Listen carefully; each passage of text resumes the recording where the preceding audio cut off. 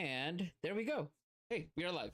Hello, everybody. Welcome back. Are indeed live. It is another great and wonderful Sunday evening. My name is Paladin, and I'm here with Gabbinggamer. Give a shout out in the chat, and also Dova. Hello. Hello. Hello. So today we are continuing our second episode of Burger Builders, and so if you're logging in for the first time or watching this on YouTube and you're like, what the heck is a Burger Builder? Is this even D&D anymore? Yes, still D&D. So essentially what it is that I realized that there were a couple of patterns whenever it comes to making a really, really good adventure. And it's kind of like making a burger.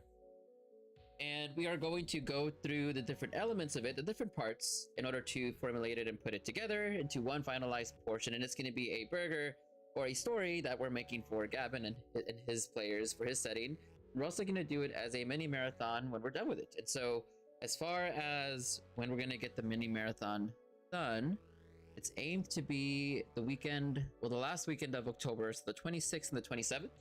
It's also going to double as a charity stream for Rules for Wishes. And so it's a charity for getting money for the Make-A-Wish Foundation for kids to have a good Christmas this year. So looking forward to that. All right, so there's a lot that happened last time. Ace and HZ were with us last time. They're not gonna be with us this stream. So now we had covered quite a lot of ground and also added quite a bit of pieces to this, as this is a constantly refined project. And what we arrived at is, Gavin, that, you know, for the game that we're trying to put together, focusing on achievement and hope, achievement and growth, hope and redemption, and having these kind of amplifications, suppressions of like self-discovery and power of choice. And struggle for survival, especially as we get closer to level 5. And so between then and now, I look back at the footage of last week, and I realized, like, you know, I think there's one critical element that maybe I would be really good to add, which would be the must-haves and the please don'ts or please holds. And so essentially these are parts that a game master really would like to have in their world. And whenever saying yes to something, of course, that means you're also saying no to something else. And so I put them on a list, and these are what I kind of gathered just from last time, from memory. So there's probably a bit more to add on to this list, but this is what's changed since last week. And then what we're going to do today for the most part is basically go through the rest of the world building and setting structure to kind of set that part out. And then what we'll do next week is going to be a lot more of this, tailoring the experience. This is the part that really sets apart a good and a great game, and it's a part that a lot of people tend to kind of miss. But in order to get there, we first need to get the building blocks of our world and our setting together before we can get a pitch together and start to develop a session 0 and even knowing what kind of players to look for. Right. So let's go up to the highest part. So was there anything else, Chad? I think I pretty much recapped everything up to now, up to this point, which was a lot. It was a really good combo last week that we had. It was really good. Yeah, It really was. Yeah, absolutely. I think we did really well last time. So this is what I've kind of put down from what I've gathered. Was there anything that you would like to add to the must-haves and these holds? So must-haves, you know, players having infinite choice for class and players are equal. That's truly the biggest thing that leads off for this is ensuring that the players have, you know, because whatever they have access to, the DM also has access to. And then when it comes to for the police holds, you know, holding any content, class choice, keeping the content that elevates importance and of class choices and above other. Any content that elevates importance of class choices above other. Yeah, no, that's really about it right now. Because right now we are focusing on just we are doing just the world building, correct? Right, yeah. And a small portion of that's kind of tie back and forth to story. So there'll be like a little crossover that we kind of have to go back and forth on naturally. But yes, for the most part, it does entail like what the world is going to be and what exactly the story is going to cater towards in order to try to get to like this kind of goal, essentially. Right. All right, so then let's go on to the world building then. So now to kind of explain this, how like I see it in my mind, because I ran so many games. Whenever I really boil them all down, it's like, imagine you're at a, how can I put it, like at a fun house, and Right. Okay. and you have all the bare mechanics of all the things with nothing on them. So you kind of see like there's like the, of course, like the little roller coaster that goes through the whole thing. You might have like an like automaton that's supposed to be here, but it's got nothing on it, so it's just only the moving parts, right? So in the same way, it's like, yes, like basically our adventure at the beginning is going to be us starting out in a town, going into a dungeon, probably having a 3-room at the very least, fighting a battle with 3 CR1/8 creatures, going into the next room, it's got a boss of at least CR1. So in my mind, I kind of see it more as like the numbers and the skeleton of like where things are supposed to be, and then it's a matter of like, how am I going to dress it in order to kind of have the specific theme of how I want it to look.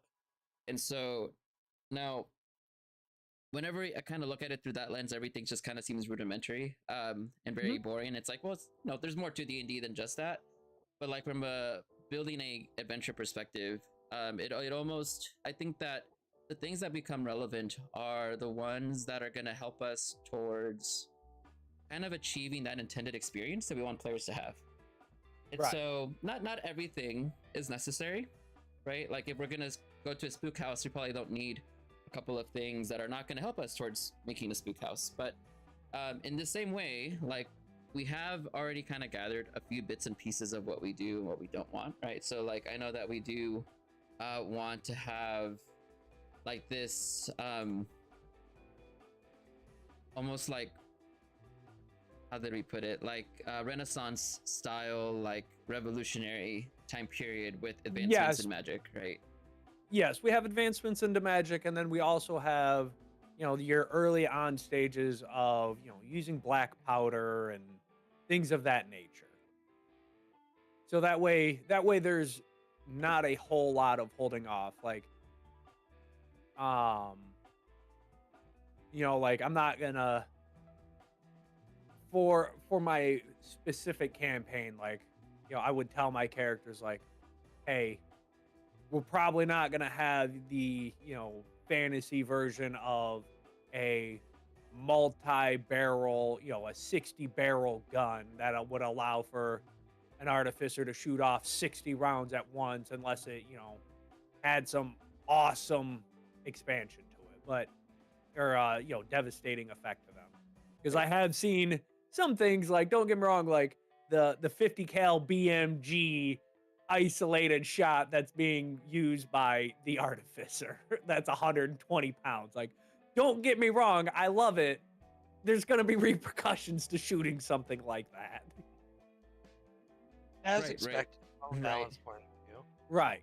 So then I guess then whenever we kind of think about that, are you going to want to have the seafaring part of it, or is that going to not be so much a part of this? So as the world goes, is there the possibilities of an ocean and seafaring stuff like that? There is, but it wouldn't be anywhere near the amount of like relevance of putting something into it. Most of this is going to be, you're going to have your different lands. So for the geography and environment, I know some of it divulges down, like if you throw it up onto a map, yes, there is some ocean there, but primarily everything is going to be Land-based. Like there might be an ocean front, but not really relevant. Right. Yeah, it wouldn't be very relevant. It would be like, when it comes to the ocean front, unless they unless my players specifically said like, hey, we want to go do an ocean running an ocean run quest where we're going to deal with pirates and stuff like that. Yeah. But for the most part, from my setting, like for the campaign side, it would be primarily land-based. Okay. So now I guess then just kind of skipping over to some of these other things. I'm not sure that there is much more to add to geography with, other than just saying it's land-based, I think. Yeah, at this time, I would just leave it as, land-based. Like, I mean, like I said, if somebody wanted to be like, oh man, I'd like to go do a beach, your one-off beach episode where we cracking cocktails and having adult, sodas and beverages out on the pier side, sure, but I mean, you gotta have the obligatory beach episode. yeah, you're gonna have the beach episode, but for all intents and purposes, that could be something that, whether you're in a super experienced DM or not, that would probably have a bit more, spotted stuff go off on. Mhm. Where if the players gave me a heads up of like, hey, we would like to do a beach episode. Cool. This is, some of the stuff because I'm also keeping this in to the under the theme of like, hey, we're dealing with levels 1 through 5 and dealing with the achievement and then pushing forward on growth and hope and redemption. Right. So in that realm of it, yes, there is a beachfront. Okay. So then for cities and settlements, I know that we're going to want at least one main city that is all in, right? Mhm. Them getting to this place as mercenaries. So I know like there's one main city, and then it's got a bunch of like outer sections to the city. Right? Sounds Yes. about right. Okay. So for the absolutely, yeah, you're gonna have your main. So basically, for that, you're looking at your main kingdom, which is like the overarch. Then you have the main city, and then because like the kingdom's gonna have like your outer ring, which is like your biggest wall front. Then you have your inner city, and then within the city, kind of did you ever play Oblivion? Yes, how like it's got like the inner rings and the outer rings. Ex- Yes. Honestly, like that is the best way that I can truly describe this is where you have the overarching map, but then you have your main city of Cyrodiil, and then inside of, then Cyrodiil had, I think it was like 2 rings that surrounded the entire central kingdom of like where the rich area was, but the rich area was on an elevated platform, basically. Mhm. Like that's really the best way to break this down. So, like your classic ring city, Yes. a la Whiterun. Yeah. Go to the Cloud District very often. Oh Oh, god. what am I saying? Exactly. Of course you don't. Okay. So cultures and societies, this is me recollecting. Now I know that there's supposed to be a class system, right? Yes. So your class system is going to be broken down due to basically your money. Now that's not to say that it's based on off of your wealth. So income, wealth, something along those lines. Because when I say like yes, there is going to be battles of everybody. It's primarily based off of the super rich versus literally everybody else. And Sick. so it doesn't matter like if a player comes up and they're like, "Man, I want to play as a goblin and I'm teamed up with a minotaur," like, "Hey, absolutely, but they're for whatever reason they have a ringleader of a drow and a human, like absolutely they can all work together and uh make things happen." Now, sure, on the very outer sides in the poverty stricken areas, sure, I could see where they would be a bit more potentially lined up to each other of working within one another of more of a tribal mentality, seeing things, birds of a feather stick together. Yeah. And to put it in the point of view of many of those kinds of societies that I've seen in various stories, it would be, the rich in the center, and then you'd have the demi-humans or abhumans Mm-hmm. out, you know, along the fringes. Slowly. Right. Okay. Right.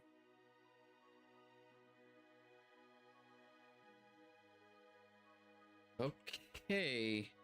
Flora and fauna. I'm not sure how relevant this part is. Did you have anything? So for mind? me, it's um for me, you're gonna have basically a wide spectrum of everything. Just because there's no limiting factor for the players when it comes to their choices. So if they come up and they're like, you know, man, I need this specific plant, I would just throw it down to a dice roll of like while they're out there searching and scavenging of if they find what they're looking All right. for. So I'm gonna put It's nothing it's for not now important. then. All right. Yeah. I'll put nothing for now then. I'll skip over the world's gimmick, and we'll get to that in a Mhm. bit. Okay. Now I know that we spent a lot of time, I think, on this, and I believe that at the core of the game, Mhm. really most of it's gonna come down to political systems, conflict and warfare, Yes. culture societies, history time, like all those things, right? Yes, absolutely. So, kind of just looking things over here. I mean, yeah, there's feudalism, kingdoms, multiple Right. allies. Let's see, there's peasants and governments and kingdoms, monarchies. Let's see, top factions of political powers. Are there influential guilds, global houses, or secret organizations? I mean, I think we could just start answering some of these questions, like Mhm. monarchies, republics, empires, and city-states. Who rules where? Like, I think this is what's going to set up a huge basis of the game, because in this kind of game there is a lot of political intrigue, and so there's going to Yes. be a huge amount of focus on like who's related to who's working for who knows what with who, right? Oh, absolutely. Yes, yes. Okay, so then yeah, let's just kind of just work through these questions one by one. So who is ruling where within the city, like even outside of the city? And we have so many options. I mean, like, I know that we wanted a king, and so is it like a single king and queen? Is it like you want more like an emperor with like So, Emperor with 3 kings underneath him, right? who are all vying for power and land And each of them like underneath the umbrella. each of them have different pros and cons. I think the simpler the concept is to establish, the easier it is to comprehend. When it starts to get Mhm. too complicated, you tend to start to miss audiences because then they don't quite understand like what is going on, right? right. So So I actually put a little bit of thought into this because over the weekend, or well, over since last session. So basically, we've already broken it down to you have the kingdom where the super rich live, and then outside of their walls, there's a lower class that's going to have like a little bit higher access to like education, things of that nature. And then outside of that is where you're going to be dealing with the more rural tribal communities, stuff like things of that nature. So you're going to have one king at the very top. Beneath him, you're going to have three more kings that control their district. And then beneath that, then they it that's how it would be breaking down. So you're going to have one king that's going to be the oversight and determines, what type of resources go out to the rural slash tribal communities. And then there's going to be those three kings amongst themselves are going to be the rulers of their quote unquote their ring that they control. And so they're going to be the ones like when the super rich go, there was a issue on the, one of the farms dealt with heavy locusts. And so now we're all taking a hit on that. Well, that word doesn't travel around because that king is not going to put out to his tribal communities because those are things that they don't necessarily understand. And so the three kings decide for themselves. And then when a fourth king needs to come in to have a say on something, there is someone there that is unbiased. so far the only thing I wrote was king at top and then ring district leaders. And how many? Do you want There's three? three. Three? Okay. Yes. Great. We have All right, What? so a king, 3 archdukes. yeah, There so we go. Archdukes. There we go. That's better. Yeah, I didn't want to interrupt you, but it's like you're Oh no, basically you're good. describing archdukes Okay. or dukes, either or. okay. So we have And one for then like you for have like the inner, outer,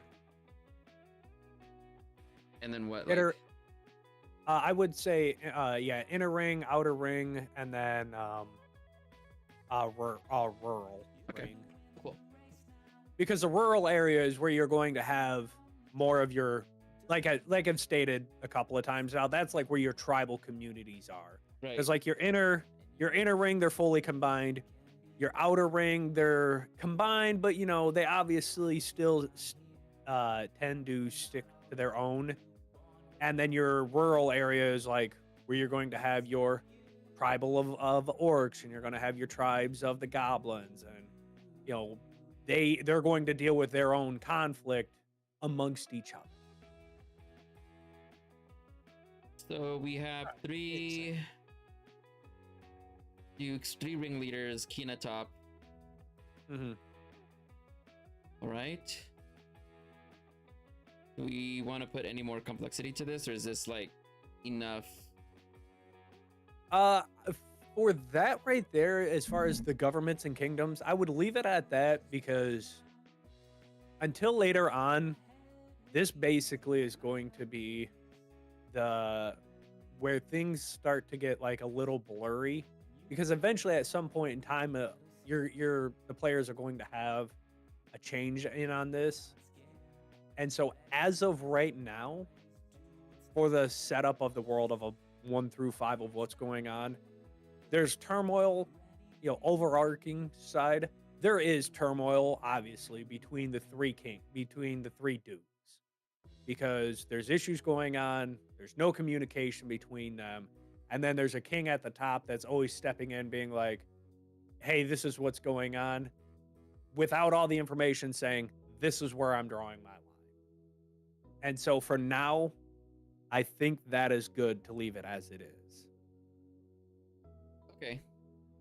So then now there has to be some different factions and political powers which are different than the government structures, and so these typically Mhm.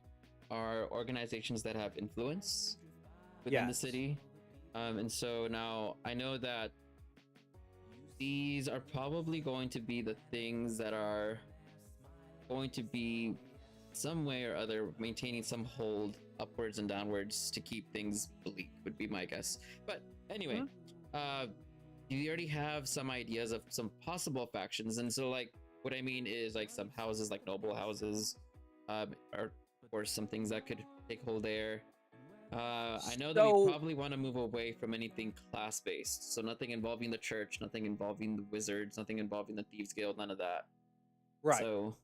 So I know that we had talked about during our last session. Would this be the area where we implement like the noble houses as a prime example? Um, how is information getting from the rural area? You know, like man, we're having problems because the goblin tribe, or these outer tribes continue to attack this town. Is this where we would implement the hey? We need more reinforcements here from the inner ring. We need more guards out here. Our noblemen for our little settlement out here is going to either go themselves, send a messenger. Is that where we're implementing the noble area? Because the king, like the king at the very top, he still has a duty and a responsibility to protect those smaller settlements.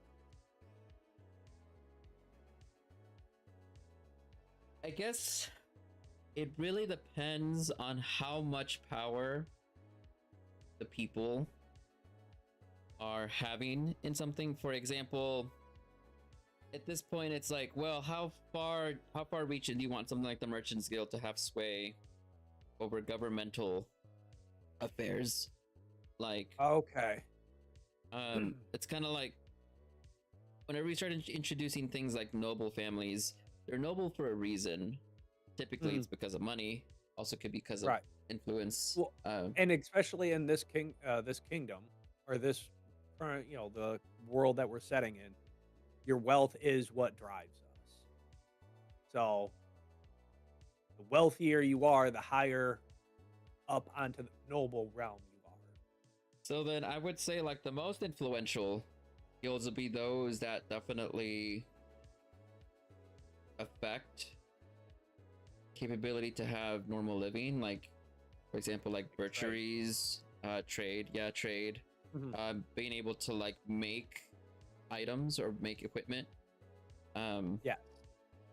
So those are the kind of things that like without them then it's not really possible to sustain a lot of what there is. And so though they could have a big hold on whether or not something gets done or not, Mhm. and could even cripple a society if they decide to not do it altogether, unless they're forced to by the government.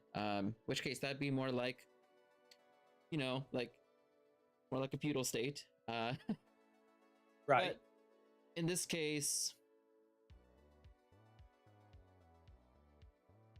it's hard to say. So basically, you got a choice between two things: either having a situation where a lot of the power and influence is directed by the middle people, basically those in the back, like Mhm. merchants, or you really do having it coming from the top. And so how they would look like in those two cases would be, if it's directed more from government based, then there is a lot of pushing onto these merchants and nobles to force them to do work or else.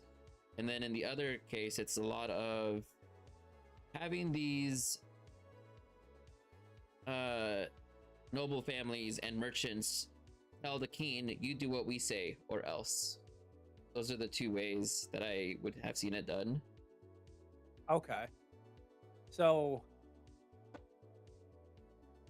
boy, this is a really tricky question then, because for me, I would like to say that the middle section, the option that you had talked about first, where they do have a very high control over it, but that top sector, like they are at like, as the world currently stands, there is the top side has a significant higher power because they have more weapons, and their weapons that they have are farther advanced than what the middle and the rural community Right. has access to. And so I think that So they would come down and say like, hey, we're gonna, this is the way things are gonna go, and this is how much we're gonna pay for it. And then the middle section, if they were to say like, we're just not going to do it, you can't literally kill us all, because if you kill us all, then there's no one to make it to begin with. So you're still at a loss. So it's almost as if like there has to be some give and take from both sides. yeah, yeah, there absolutely is. So it kind of like, I mean, this is kind of the realm of like backroom deals and also like keeping Right, influence because of X, Y, and Z, and like knowing what it is right, that people want and don't want. right. Because like So that's where, for my eyes, like the kings up, or the dukes at the top, they're going to be making obvious, you know, trade deals amongst each other to sway each other's votes for things. Hmm.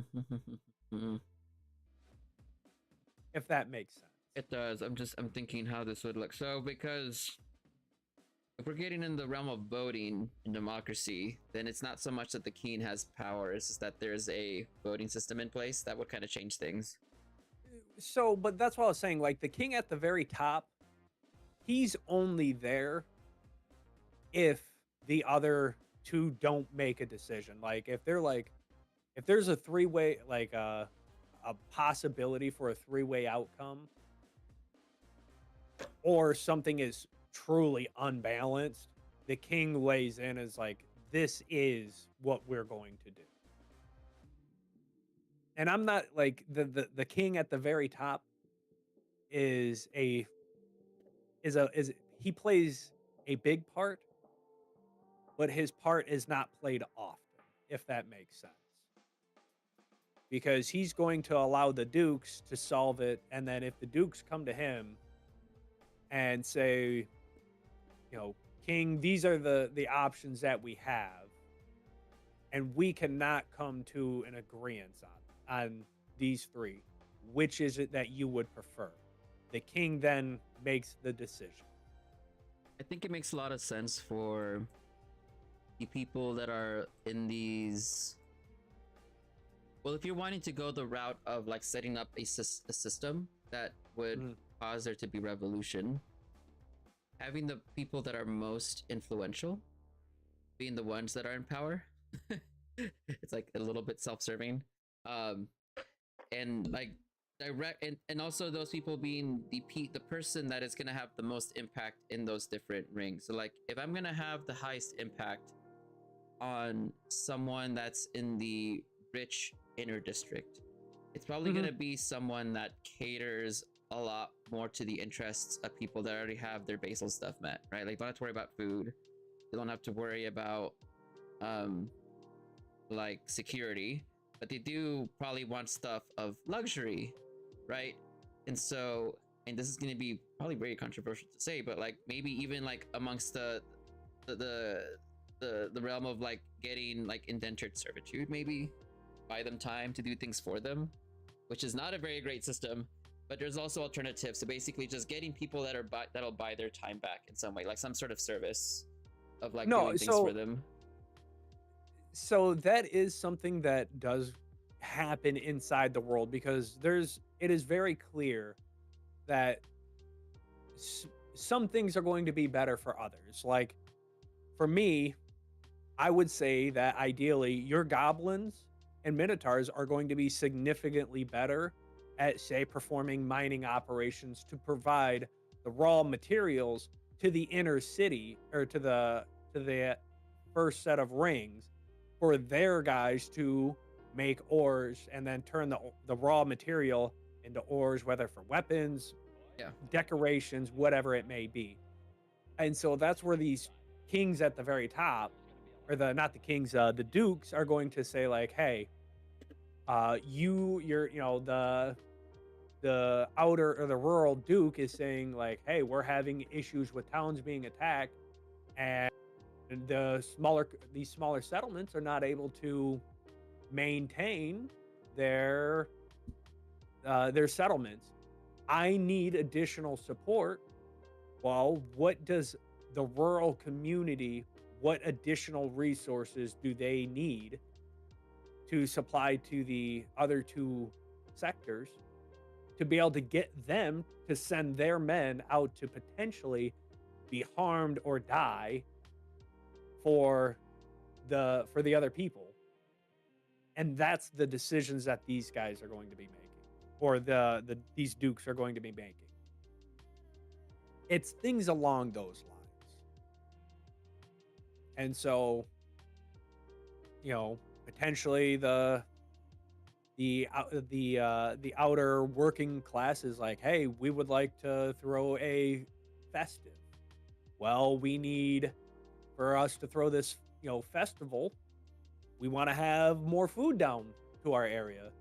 So the inner and the rural community decide to sacrifice off some of their food, while the outer working ring provides massive discounts to both areas, so that way they have more spending power. Well, who's going to be setting up all of those? That's going to be coming from the dukes. The dukes are going to come in and say like, hey, we're going to throw a massive festival, and to support this, we're going to throw, say, 50% off or 60% off everything for the next 3 weeks. So that way, come our 4th week, when we throw a festival down, the markets are closed. Markets are closed. This is what's going on. We're shutting down the outer working ring. and we're throwing a massive festival party. I got you. Okay, Right. so I'm not really sure what really to add in context then here, listening to that. Because we still have like 3 dukes as a voting system. We have to work with each other in order to make decisions. Right, and so that's why I'm saying, like, that's why the king up there at the top, he has a role. It's a small role, but if and when that role comes in, he plays a big part. Okay. So sorry, that just kind of threw me through a loop. Where are we at now? So for factions and political powers, that's the where we're at, right? So these Yeah, influential guilds, noble houses, secret organizations, having them be integrated, working along with the king, it sounds like the way to go.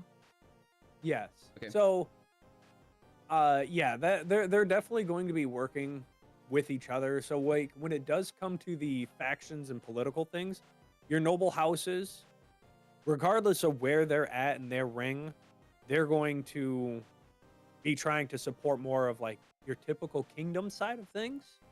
But then when you have like your secret organizations, those ones would obviously work more with the rebellious group, if that makes sense. Okay. So Would you like me to explain that a little bit differently? No, I got you. I'm just trying to think down what to write then, because it's like because I know that we're gonna want these working with at the top. I mean, the best way that I can really thinking about it is like your noble houses are going to be on each sector.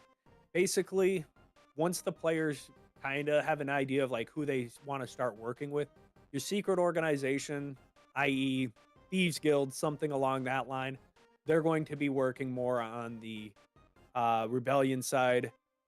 The noble houses are going to be more working on uh the kingdom side, and then you're going to have your influential, like the influential guilds. That would be more of like your specialty houses area. Like if the players are wanting to learn something very specific, Right. they could go to that guild. But these are also the ones that are basically the dukes of the 3. So I'm just trying to think, what are we going to want to put here? Because we got a luxury class, working class, and laboring class guild of some sorts that is basically going to be double as the duke. So then there has to be like a decision made of like what it is that you want, I guess, these 3 to necessarily be. So I would say for your inner one, that would probably be your merchants guild, because that's where all your wealth is. Yes? Yeah, it could. So then we have working and then rural. And so I feel like the working and rural one is going to be a little more difficult to like in my current thought process with it, because like your outer one, I could see that being personally I see merchant kind of working along more aside the working, because there's a lot of trade occurring here. This is where all of the like buying of things for security and like want are going to be is like in the middle class. But then whenever you get to the high class, you already got all those things. You're having to worry about higher level specialty things at that point when it comes to luxury. It's like for outer, like I have Witchy in my chat, and they're talking about the Smith Guild. So having like your Smith Guild there, or there we go, crafting Smith, crafting and merchant. So because it's just going to be a trade of something, whether you're trading goods or services. It's going to be one of those, right? So, and then we have the laboring and then the luxury side. So like really whenever we're thinking about laboring, it's like food, water, shelter. things of like lower level, right? So Yeah, food, water, shelter, and then I would probably add to that just the sheer number of people. And the only reason why I say that is because there's the farther you go away from the very top, there's more people in each of those sectors. Because there's more land, there's more access to having those. so And we that's why resources are thinner at the bottom, because there's more people being fed, there's more people being watered, there's more of literally everything. And that's why their resources in general are thinner. okay, so like a laborers guild would make a lot of sense. Let's see, had an idea, another. No. I'm just trying to think like the broadest possible guild that'll also have a duke in charge of it as well. See, like that to me, that's kind of where at the enter I'm like thinking like your merchant, but that merchant is going to be the financial system up there. But like your bank, dealing with banks, jewelries, your precious materials. You want the bank to be at the top? Yeah, I think that would be a very good spot for it. Finance. And finances, there we go. It's I mean, it Karen. makes The sense. root of all It's evil. All the money is in It's the middle. Karen. Everyone It's Karen. Karen is the head of all guilds. God dang it, Karen from finance. The root of Karen all from evil, accounting. finances. Finance and banks. It's sorry. Oh man. Bank and finance. Thanks and fine. There you go.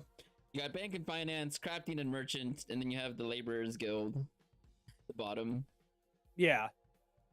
So there are noble houses in each sector. I guess like they exist. They I suppose exist, but it's at- like at- the at importance least- of them. At least one duke. Right. Duke noble house, right?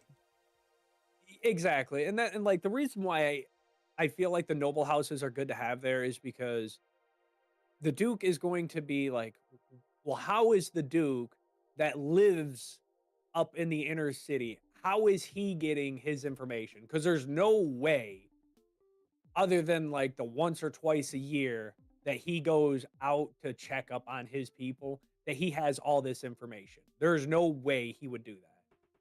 He lives up in the inner city.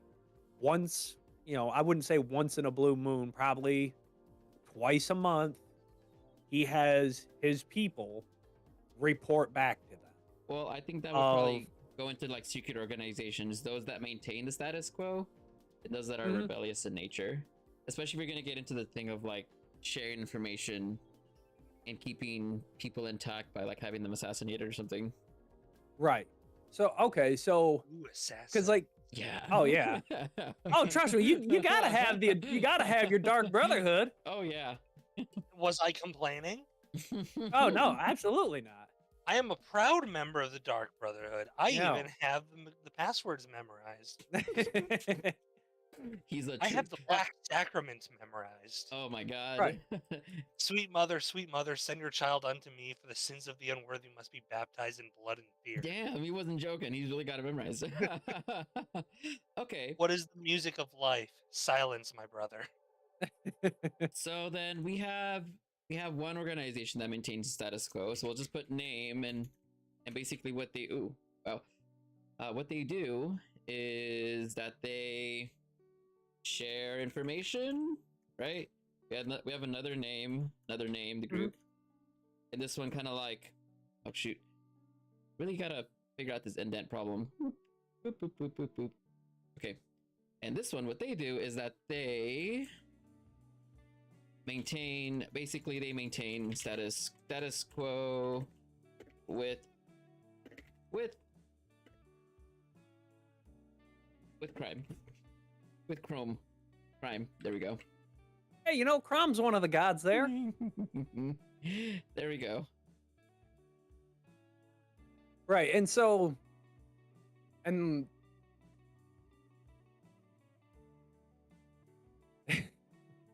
um, right, because like with the players, well, as the world goes, obviously this changes for campaign status. And like I'm trying not to go back and forth with it because right now we are like literally just as a world for world building, stances. Because keeping in mind that the world that players having infinite choices, like the gods, they do have a role, but the role is so small that it doesn't have much of an effect. Right. It's almost more flavor than Yeah, story.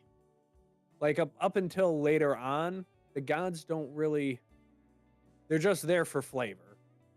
Now that's not to say like, at some point in time down the line that, the gods wanted to get involved in it, sure.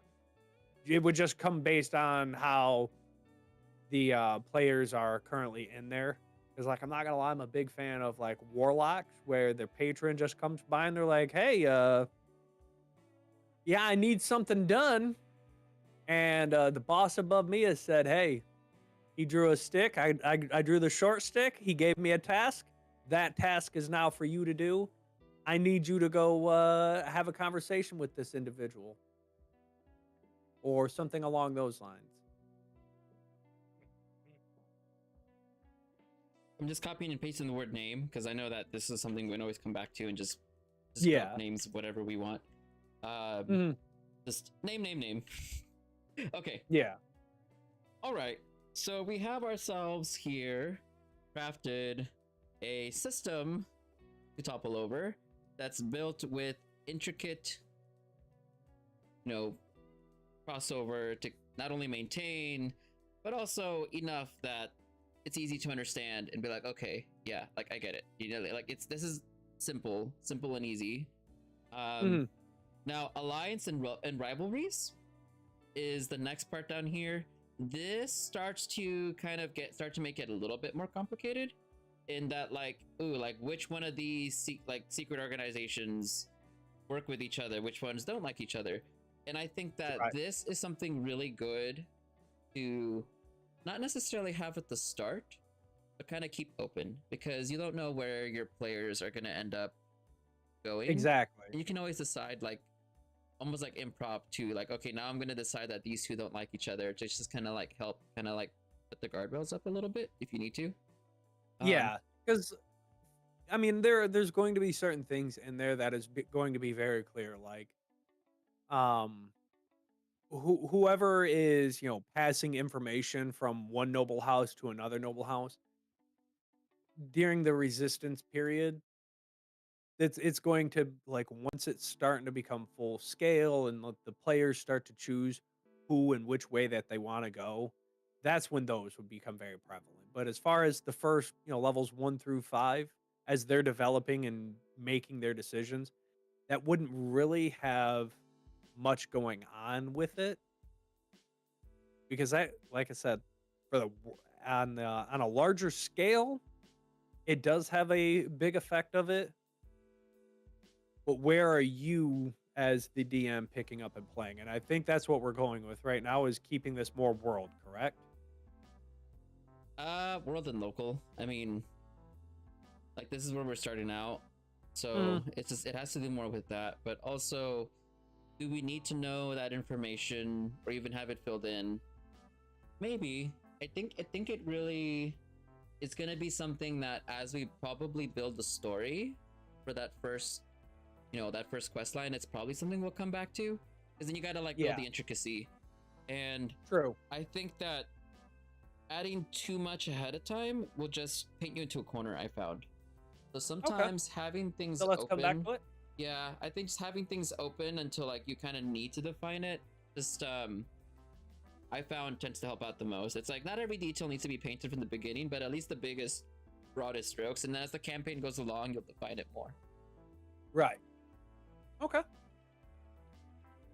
So I guess I'll leave that as that. Like, we'll come back to when we define define campaign more Sounds good.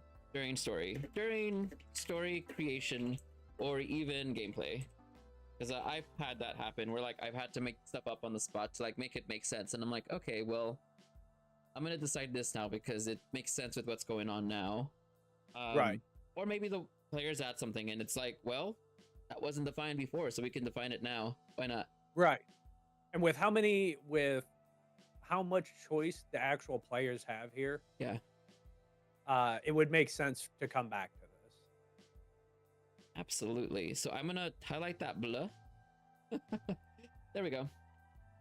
Let's see, laws and justice. I think that we kind of sort of answered this a little bit. It's like, what are the laws and how are they enforced? Are there law keepers, mercenaries, or vigilantes? And I think that we've answered it a little bit because we've already established that there's some mercenaries that are needed, but also that there is a system to put people in jail. Yes. But we didn't really talk about like, well, what are the laws that are keeping people in line and not really moving up or down? And this is the spot where, if that's going to be one of the major parts of the world that we would have to establish at the beginning, only because it is, in what I see, one of the major pillars of what is defining the society to be what it is. Okay. So I think this part is like also, I think this entire section is probably going to be our biggest section, is all the political structures and powers, because we're talking about a game that is developing this contrast between two sides, like a side that's not as wanted, a side that is wanted, and how there's like a lot of friction between both sides, and then forming a revolution. So this, I believe, is going to put a major part into it, and how it is that justice is carried out or established, because it's going to also set the precedence of what are the consequences if you do decide to go against the city, and what could happen, Right. and how extreme that response is going to be as well. Death. Only death. Only death. you gotta work the slave pits, right? You're in the upper city kingdom, and you sneezed and you didn't cover it. Death. You didn't put your left spoon by your fork whenever we were at dinner time. Death. Death. Congratulations, comrade. You have died in battle. It is time for you to continue to serve the motherland in the sandbag corps. Oh, no. Okay. So I think whenever it comes to any of these things, I will be very forefront and honest. I'm not exceptionally great at things that are political intrigue. It's not that I can't do it. It's just that it doesn't strike me as something that is the most interesting for me. My playstyle is very different. So I typically, what I'll do is whenever I do have to come up with stuff like this, I will look at examples of things out there that are like, very much in this realm. And so two things that I always tend to look back to are the laws of Waterdeep and also the laws of Skullport, because they give me two different looks of what is a place that has a lot of people, that has a lot of laws, and a place that is like fight for your life kind of. So and maybe it's something that helps me. I could pull it up. Let's see, Waterdeep laws. So I'm gonna say, like, I don't know those laws right off the top of my head. Something that I have come up with in the now granted, I myself did not come up with it. This is something that I actually learned from watching another D&D game. Yeah. Is when it comes to dealing with like the merchants and the stores, I am a big fan of the merchants having their own, for like the inner city and then the outer city. They're protected by the Merchants Guild, and the Merchants Guild has basically a scryer or a symbol when you go through that has a constant set of motion on you. So if something comes up and it leaves the store, It notifies the Merchants Guild. The Merchants Guild sends out the Paladins, and then the Paladins come by because they are protecting their property to reclaim it, and then within their do their justice of because I'm not saying every Paladin is a holy man, and I'm not saying every rogue is a criminal. I'm just saying from previous experiences in playing D&D, it has typically been my rogue that is like, "Hey, I want this extra thing. I'm going to come by in the middle of the night." Or do I know whether the merchant is watching me because he's sitting at his desk? You know, who's to say that guy sitting behind the counter is watching you? You roll a check. I'm going to roll a check. Maybe you get seen by the scrying eye. Maybe you don't. You find out later on of your consequences because they're not going to, unless you roll a nat 1. If you roll a nat 1, then yeah, you're going to make a noise. You're going to notify somebody that you're doing something you shouldn't be doing. Mm-hmm. The Merchants Guild is also trying to protect their income. Prime example, which is they're trying to protect their profits. Yeah. So they're going to do what they need to do to protect their profits. And if you steal from them, all merchant guilds are held by them. Now, your very outer ones, sometimes they're protected. Sometimes they're just ran by a mom and pop shop, and it's like they only sell like this small shop only sells like 4 things. Like he sells bread, he sells some beef, and every now and then he comes up with an extra health potion. Like if you decide to rob him, depending on the route that you're going, maybe you're doing the right thing, maybe you're doing the wrong thing, maybe you're just trying to get some extra loot. It just falls down to it's like that to that extent. So that way, I know for like future use how to plan potentially random encounters, and it makes that portion really simple because maybe it's not always a bump in the night. Maybe maybe the Merchants Guild like, "Hey, we know you stole stuff from us." They come by and they flip open their notebook and they're like, perfect drawing. They show it to the player and they're like, "Is this you on XYZ date leaving this store at this time with this undisclosed information?" And they let the entire party know like, "Hey, you have this guy stealing. We need this income. This is going to be what the consequences are." And like, maybe there's consequences, maybe there's not consequences. I mean, if you only stole like a $5 potion, hey, we're charging you $15 now. Or he stole this immaculate sword and he gave it he told the paladin, "Hey, I found this amazing great two-handed sword while we were down in the dungeon, and I just I found it down there. Here you go." Where in actuality, he stole it from a luxury merchant store and never told anybody because he never had the opportunity time because he didn't want to cause a big problem. And now he's causing an even bigger problem. Right. Now now he's causing a bigger problem. And it's, at what point in line does that come into play? Okay. So I pulled up a copy of the Laws of Waterdeep. Yeah. By the way, just to kind of like, because I've seen that it separates the different types of crimes fairly well. I mean, from what I've seen overall. And because there are different types of crimes against who, and also the severity of them, and I was like, okay, Yeah. This is this is great. I absolutely love this. This would be something that I would implement in. So, and if this is something that works, great. Because then no matter which one it is, like severe offenses could all be treated the same way. Serious offenses could all be treated the same way. Lesser offenses, minor offenses, right? And so it all just depends on who it is that they're possibly doing offenses against, at least in Waterdeep. And it really breaks it down quite well. I haven't seen a set of laws that breaks it down as easily as this. Yeah. Like, even looking at, for example, crimes against the city, the most severe one being poisoning of city wells, murder, spying, sabotage, serious being fraud, fencing stolen goods, unlawful dueling, Murder with justification. Right? Murder with justification.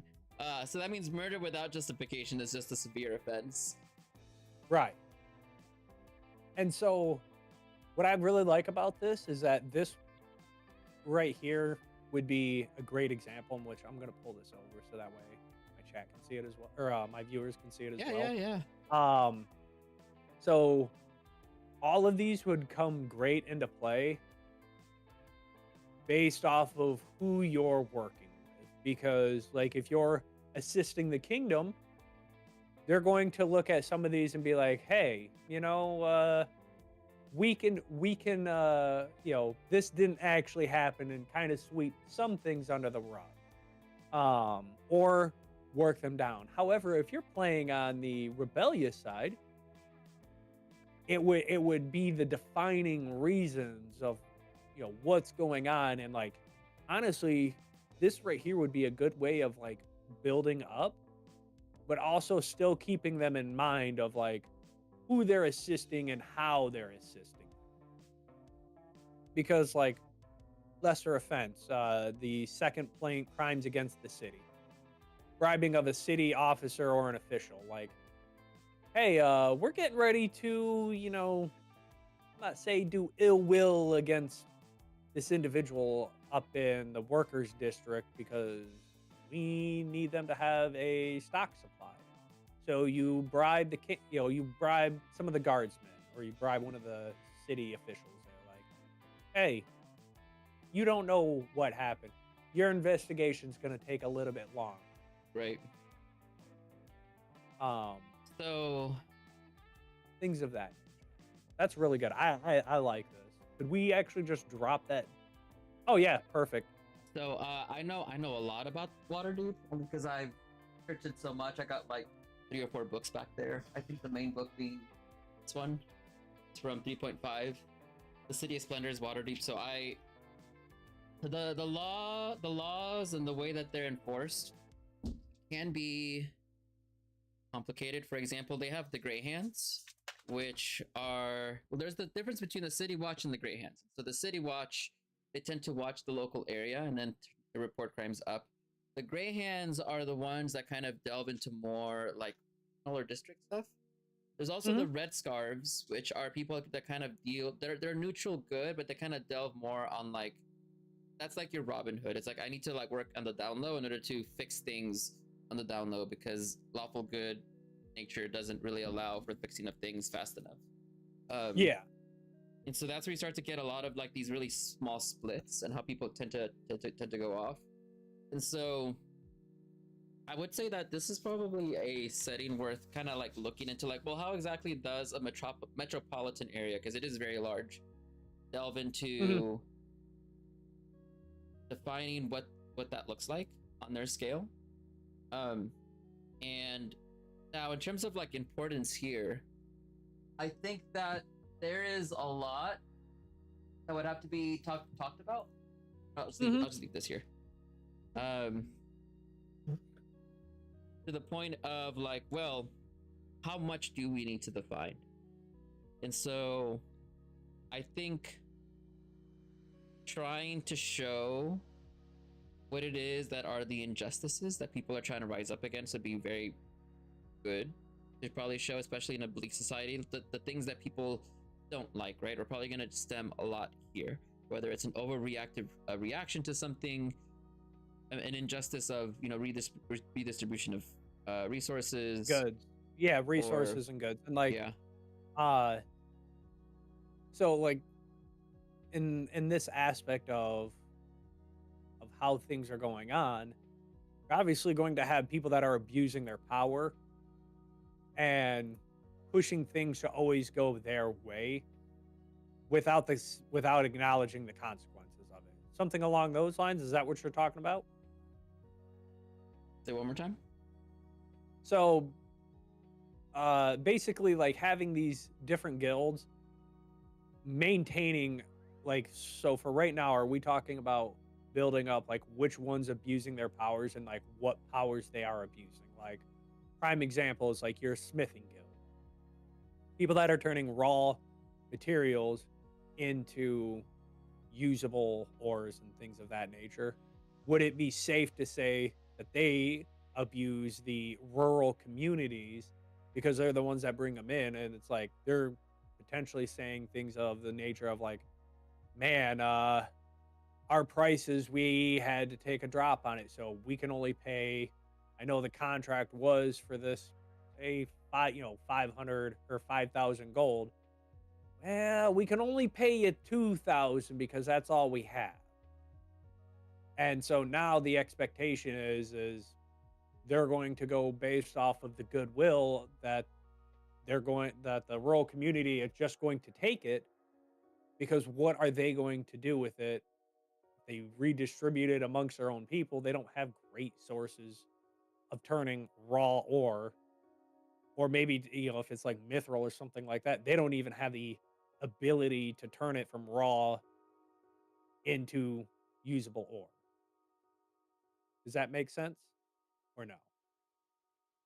Trying to process what you just said. So basically, I think I know what you mean. So like at this level, it's like defining what the laws are to begin with, and what happens when they're broken, and who enforces them, and then anything that has to go with like abuse or Okay. exploits can be worked into it as a part of it. But laws and justice, it's more like just like who are the law keepers, who are the enforcers, who are the lawmakers.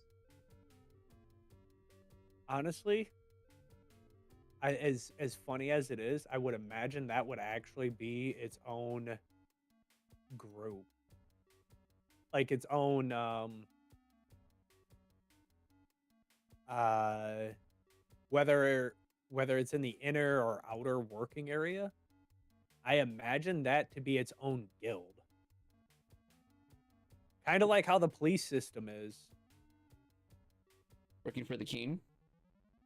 Yeah. Well, whether they work like kind of like how you have like an adventurers guild or like the mages guild, things of that nature. In this world, the law and justice would be its own guild. They would be, I don't want to say judge, jury, and executioner. Yeah, law and justice could be above everything else, Yeah, which is what the king kind of has at the top. right. Mhm. Okay. All right. So I think this would require a lot of buffering out, but we can still we can still move on for a bit. Let's see. Yeah. Economy and trade. Well, I think that there's a lot of given that this is gonna have to like go with labor and all this. I'm not really sure what much there is to say aside from like maybe unless they're importing stuff that they don't have or exporting. I mean, for right now, for just keeping this simple working with, Yeah, um, let's leave it. yeah, I would leave that alone. Just because like at current right now, yes, they do importing, yes, they do a trade between the other kingdoms. At levels 1 through 5, they're not going to have any type of sway on that. And they barely get into it once they're hitting level 10. All right, got it. So, So then that leaves us to conflict and warfare. Well, mhm. this is the part that I believe we were talking about. It's like, is HZ brought up last week? It's like, is it just beginning? Are we in the middle of this conflict? Yes. And it's like both give really, I guess the question comes down to this is like, do you prefer to start out in the middle of the excitement, or do you want to have it slowly scale up? And the big difference is that if they have to start out in the middle, they have to make decisions quicker and they have less exploration. But if they are starting out in the beginning, it's a slow build up and they have a lot of exploration and the excitement is delayed until later. So it just really depends if you want to throw them in the middle of the excitement or really just give them a lot of free reign and choice.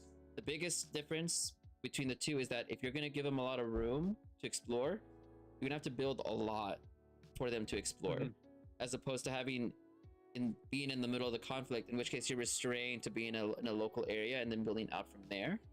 And so both give positives and negatives. It just really depends on which ones you would be more comfortable with, either having a more established world at the beginning or establishing more of the world later.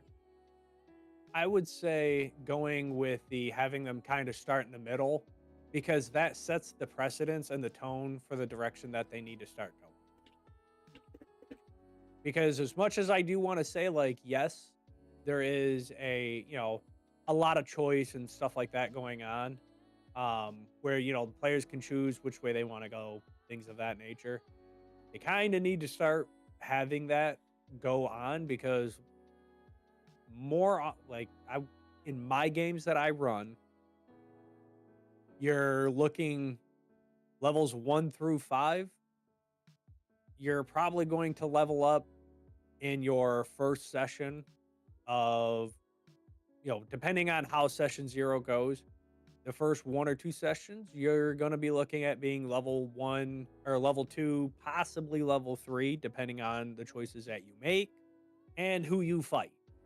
I know I had already stated I'm going to be doing milestone leveling. Right. And going from there.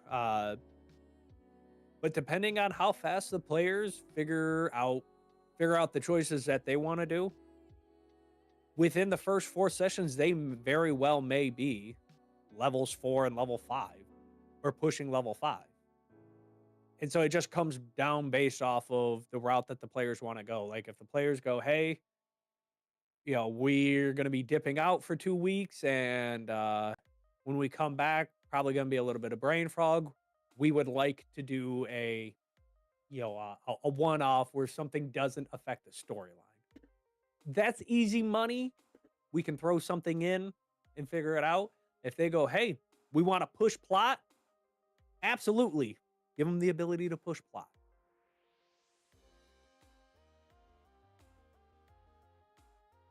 I'm just writing in like the pros and cons. Let's discoverability. No. At start. Pro is get to excitement sooner. There we go. All right. So I think this about covers everything except for the world gimmick. And so the world gimmick, it can be something that we could do at the start or add at the end, but let me go over what it is. So basically, whenever giving or presenting your world, not only having a unique world in and of itself, but also having it presented in a unique way. And so the gimmick or the unique trait that I'm referring to is basically what is going to set this apart from any other setting that basically has basically the same themes of it being like Paris, like revolution style with these same things, which are great, but also like what is there about the setting of the world that makes it stand apart from another one that is put right next to it that people would probably come up with, right? And so it's something that would add a lot of interest or flavor to the world. And so like things, for example, that I've seen and used is there is this one game. I gotta look it up on my Steam. It's an MMO. It's able to tell you more accurately once I see it. MMO. I think it's called Life is it Life is Feudal? Might not be that one. Well, anyway, the whole basis of it is that there is this world that has been fractured, and there are these shards that are throughout the world, and that these shards have a lot of corruption that are based around them, and that yes, it is a like high fantasy, like magic, like feudalistic society, but these shards play a huge role in the way that people kind of like organize themselves, even going out on adventuring parties. So that's one thing. Let me give you another example. Final Fantasy 15, like they have the ring that gives power to a soul person that has control over all of the weapons, right? Like Noctis. and then they also have like a antithesis to Noctis, right? Like, and then also like the crystal shards, like that is another gimmick or another unique thing about the world, right? Okay. To kind of set it apart from like other kind of like futuristic like Final Fantasy settings. Yeah. Final Fantasy 7, I mean, has got the whole like mana, like the whole mana thing going on, and also the thing with the how like the crystals are put into like little orbs you could put into your weapons. And Okay. also, just the way that it's presented. So that's what I mean. It's like there has to be something added to the world that kind of like changes it to be very unique in itself. And it could be something that either brings everything together, or it could be like a small side piece, even as something as silly as like, yeah, like our world is ran by chocobos, which that would make it unique. Classic chocobos. Yeah, the chocobos. I was gonna actually, funny enough, as I'm going to go with, the world is run by mycelium, but they just don't understand how mushrooms affect everybody because they all come from mushroom, Oh and my then when they god. die, they all turn into mushroom, and nobody realizes it. See that would be a really Yeah, cool setting. Like if everyone was like a mushroom type person, you're a mushroom elf, you're a mushroom dwarf, you're a mushroom Well, human. now you gotta go and with like, classic. The world is run by white lab mice. well, like, and that's why, like, as funny as like, now, granted, I know, I get it. It's just like a world gimmick, but like, no one understands. Like, every time there's a massive battle, there's mushrooms around. Every time there's these massive parties and there's lots of trash left around, there's also mushrooms everywhere, and like everybody overlooks that. Now, granted, I think it's goofy, but I also think it's just one of those funny things where everyone's like, "Huh, there's mushrooms everywhere." So there is a part down here that I had generated, of course, with some help from ChatGPT. So I didn't generate this Oh whole yeah, list myself.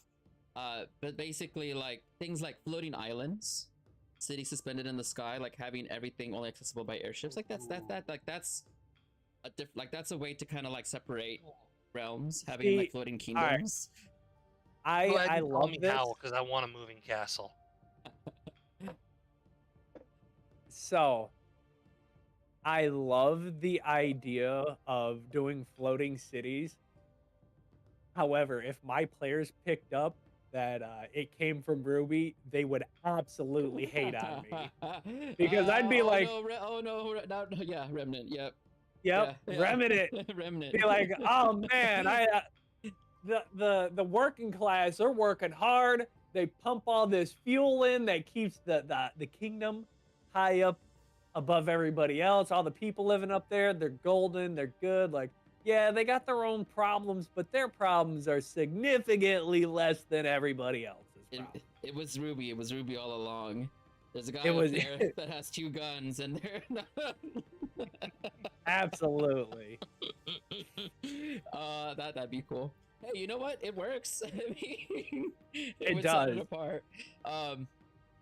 Oh geez, each region is But dominated by one of 4 elements: fire, water, earth, and air. This is, of course, Avatar: The Airbender, right? oh yeah. Earth, So air, water. Sorry. something that I'm looking at is, now granted, we could use multiples of these, correct? Yeah, yeah. There's no limit to how many you can have. It's just This like isn't just it's like adding flavor, right? right. Like how things look to kind of set it a So bit different than what a cookie cutter setting would be. right. So now, granted, obviously, I have not read all the 100 examples of these and then Right, right. I put as much into it. However, your time dilation zones, where your kingdom side, like your inner city, they would be on a different time zone than the other 2 regions. Their clocks there are slower. They stay healthier longer. They recover faster because they maintain their youth. Um, like that. and then when they need something, they're on the opposite time schedule. So that way, when they submit an order form for something like that, the outer cities can immediately, the outer 2 regions, they can immediately start working on those to meet the needs of the inner city. So for, say, they're on a 12-hour difference, so that way at night when they are submitting all their forms throughout their quote unquote working day, Yeah. it's nighttime for them. So that way it's the first thing, it's the first set of tasks that they have to do. they already have an order set up for what needs to be done and in what order. It kind of reminds me of like, I don't know if you've seen those machines that like there's one cog that's like rotating really fast, and the next one is rotating less fast, and then it goes on and on. And then at the very end, it says like this one cogwheel will rotate one full cycle in a billion years. And like, yeah, prime example. And I think that's right there with it. I think that would be a good idea to have in there, because like, how do they maintain power being a limited number of people? It's time there goes slower. They maintain, and I think that maintaining youth, because that's something that we all deal with, is like, you know, when I know when I was, you know, say 20 versus being 30 now, there is definitely being in your youth and being resilient. I'm not saying every 20-year-old is resilient, but just from the perspective of how many times, you know, do you see someone that's, say, 65 years old jumping out of a plane, landing on the ground healthily, versus a 20-year-old jumping out of a plane, and then, yeah, they don't land correctly, but they absorb all the damage, and then it's like, oh, I sprained my ankle versus, oh, I shattered my ankle. Oh, that's true. I guess also that would also mean that the people in the outer cities, because they live and die in such fast frequencies compared to the people in the inner city, it doesn't give them long enough time to really self-actualize in order to realize like, oh, we're being stepped on. We're being manipulated. Yeah. Because the only person who's gonna see that is gonna be the Duke that's at the very top. But he's not going to tell his people that, like, you know, he's not gonna come out and be like, man, I'm living like that. Duke knows. He clearly knows he is living significantly better than his rural companion. He is well aware. He deserves it. After all, he's a Duke. See? He is well aware that he is significantly better. It's like the closer to the inner part of the city, the slower the time gets. Man, that sucks if you're in the outer parts. Oh. Right. And that's why you still deal with like tribe mentality, because they don't live. That's why there's more people out there, because they have to continue to repopulate to meet up the demands for everything else. Yep. And see, they don't have the greatest health care. And that's a good way to, even that, just that one little change, it adds so much to the setting. It's like, oh, yeah, we only have to be like 5 days old, you know, like, you know, just exaggerating a little bit, but yeah. Imagine you were living 20 years of your life every day. Well, think about it like a dog. I don't think I'd be exactly happy about that. Well, but think about it if the lives of a dog. Yeah. And I'm just using a dog because that's something that we can all relate to. Yeah. Typically, I think it's like one year for us, for humans, is typically like 10 years for a dog. I usually heard it as 7, but close enough. Sorry, 7. Yeah, I don't know the exact number, but yeah, 7 dog years in a year. Yeah.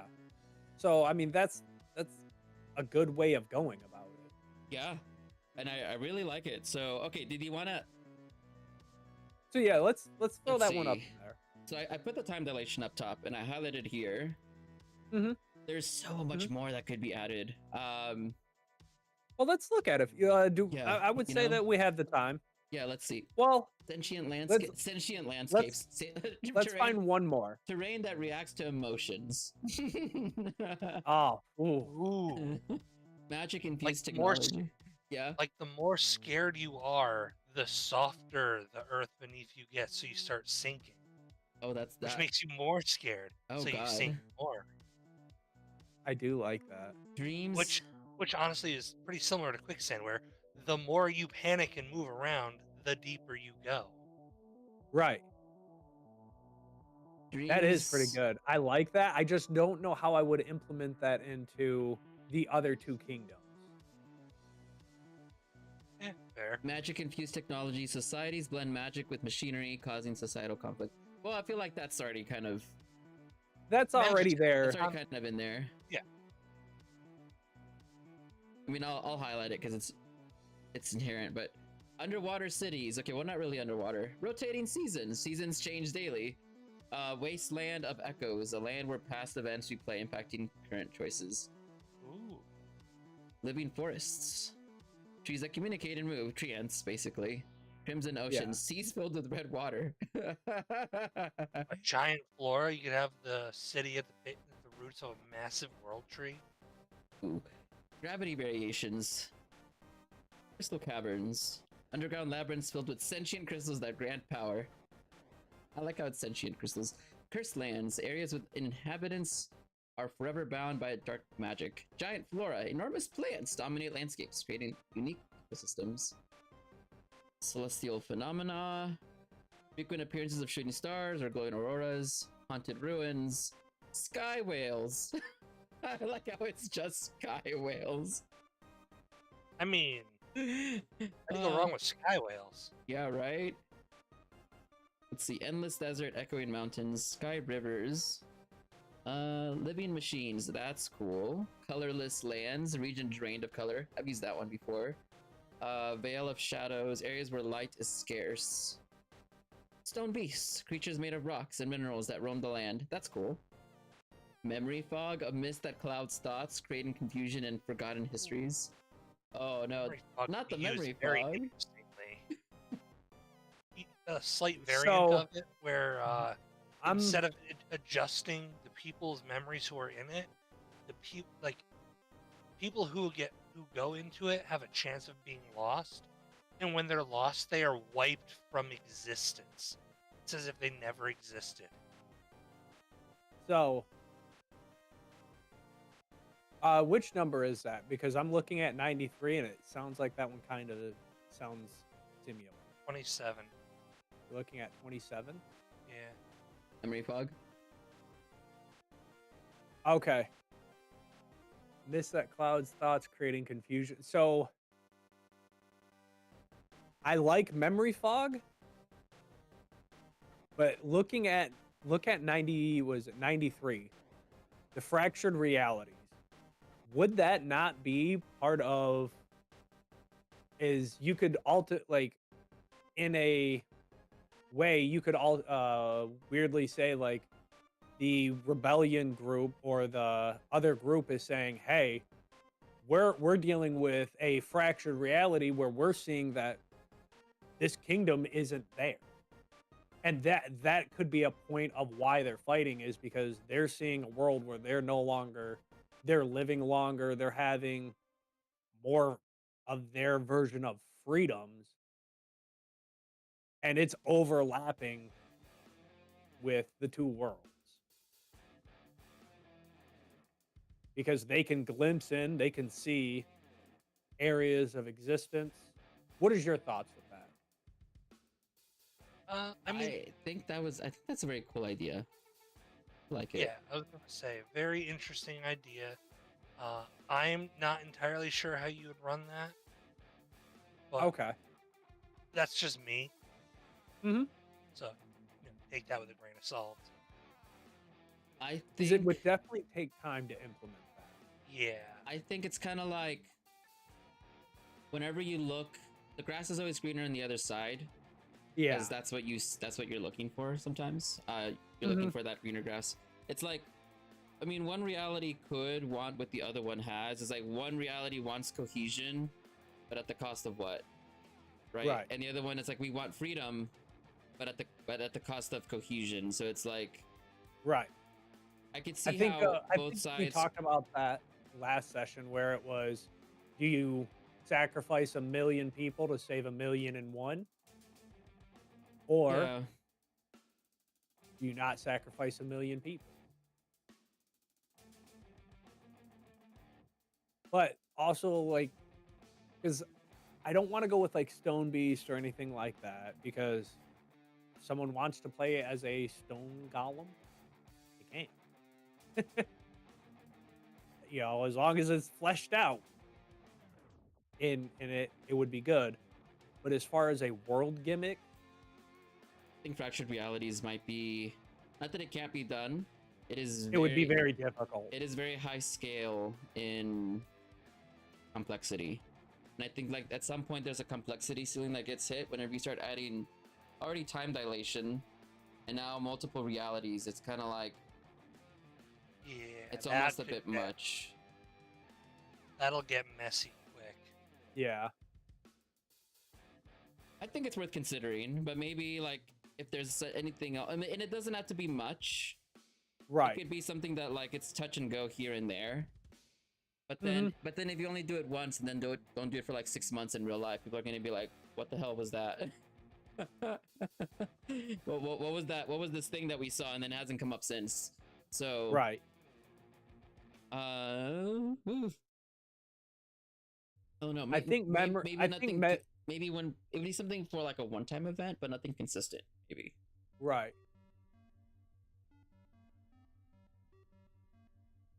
You said you were thinking memory fog. Is that what you? Yeah, I think memory fog would be good in there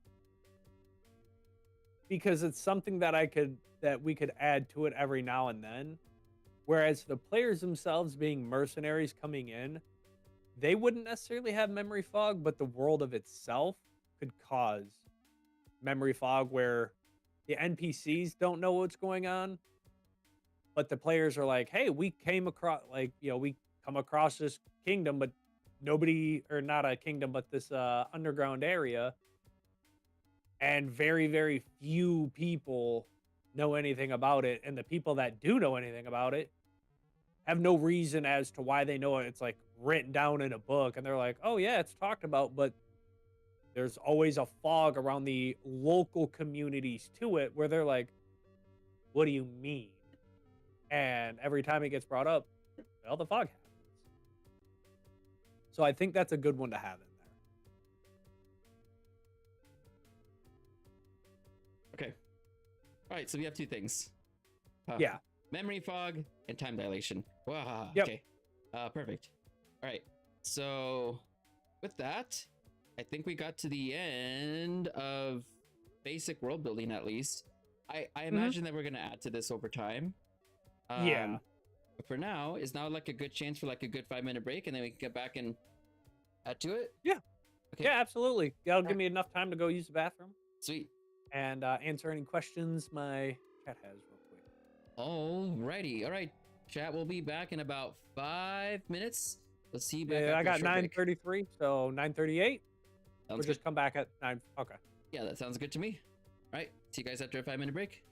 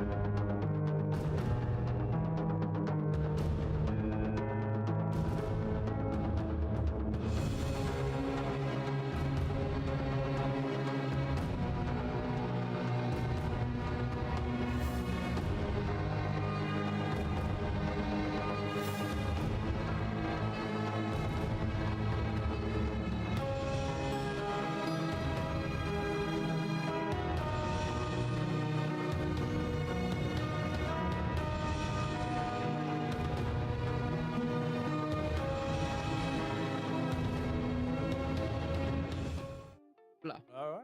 There we are. I got myself a pair. Nice. Ooh, good crunch. All right, guys.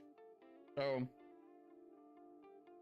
if you're just now tuning in, this is Burger Builder. We're basically building a really good setting and story for Gavin. And this is also going to serve as a basis for a system where other dungeon masters can also build a really good setting and campaign from. So, what you're seeing right now is basically version 2.1 in its most well, I wouldn't say it's most rudimentary form. It was even more rudimentary than this before. But we're going to be doing this for several iterations, and then at the very end, we're going to run a mini marathon where we play a story in the setting and also add it to the West Marches that's going on in my Discord server. So if you guys are not part of the Discord server, you're more than welcome to join. I will put a... There we go. And also, just a shout out to Gavin, who's a really great streamer. He's a variety streamer. And here is... Bam. There he is. So, and with that... Now, from here, I think that we have basically all of like the major pieces of what the world kind of looks like, right? Yes. And so from here, it's trying to take all of these pieces that we have, boom, boom, boom, boom, boom, all of this, right? And now we're gonna try to work towards this, trying to have an achievement and growth, hope and redemption type story, with specifically like the shared human experience of like suppressed self-discovery, and also amplifying them having a lot of choice, as well as amplifying a struggle for survival the closer we get to the end of that first major arc, while starting out in the middle of a major conflict and basically having all of these things that kind of add a lot of complexity towards defining this, right? So now this is the part where we start talking about the story. And so when it comes to the story, it's setting up the skeleton for what it is that the players are going to experience, and how they're going to experience it in kind of like, imagine like a vehicle, right? Like the vehicle's got like the frame, you got the engine, right? Oh, absolutely. Yep. So it's kind of like so we're basically going to build the skeletal frame of it, and the engine is going to be the conflictor idea, and the steering wheel and the driver is going to be the players, right? And then you have like your sidewalk and your sidelines, which are basically going to be the limits, by the soft limits, right? We don't want to hard limit them. The soft limits by which the players have to like traverse around. Maybe they might run over a fire hydrant and a pedestrian or two. That's normal, right? So yeah. Collateral Mistakes damage. happen. Yeah, collateral damage. Look, there is no innocence in war, okay? Everyone's a Collateral combatant. damage, acceptable casualties. Same difference. Right. Oh man, we accidentally nuked the wrong headquarters and blew up a bunch of civilians. Oops, sorry. Oh, My bad. Not again. That's the third time Right? this week. Shit. All right. So now, basically, we have these different elements. We have the central conflict idea, the goals, milestones, and obstacles, NPCs, rivals, enemies, and factions. And so now this is the part where we are gonna basically have we're gonna cut this into arcs, right? Yes. Arc 1 is levels 1 through 5. Arc 2 is 6 through, and I'm gonna guess if we're going by levels of 5. Yep. Yeah, levels of 5. And so now, what I like to do in my games, at least, is that I like to plan for as late game as I can of what I would like things to look like. And so how this would look like in the West Marches, for example, that I'm running, is that I would like for them to get to like level 30 eventually, and having to deal with these really high stake battles that are having to do with multiple dimensions, right? It's like, okay, well then how do I work myself backwards from there? We're starting in the middle of Runplank, having you know, a really fucked up castle, as Dova knows. Right. So it's like, okay, and then you have like these Well, major, castle. then you have these major plots in between, where there are basically, these are the parts where they have to make milestone decisions or outcomes in order to get to the next part of viewing the world bigger. And so, Right. how I've described this to people, how I've seen it happen is that there are different stages by which adventurers or really players kind of traverse through the world. And so the first stage is basically like local heroes. Like they are being well known in their local area. You know, they saved the local village from a goblin horde, and they're the local heroes, yay! But you know, then they go to the city and no one knows who they are because it was Right. just in that one spot, very localized over there. And so that tends to be like levels like 1, 3, 4, typically. And then they come upon a problem that takes them onto a bigger scale as their powers kind of grow in power. So then we're talking about like regional heroes, where they are essentially now going to be more recognized on a regional scale and having to deal with conflicts that are a bit more complex, right? And then from there, it goes to like continental or intercontinental heroes, like having to deal with things like with war or having to deal with like international conflicts, and then they become known more worldly. And from there, then it goes, well, you're basically fighting against God at that point.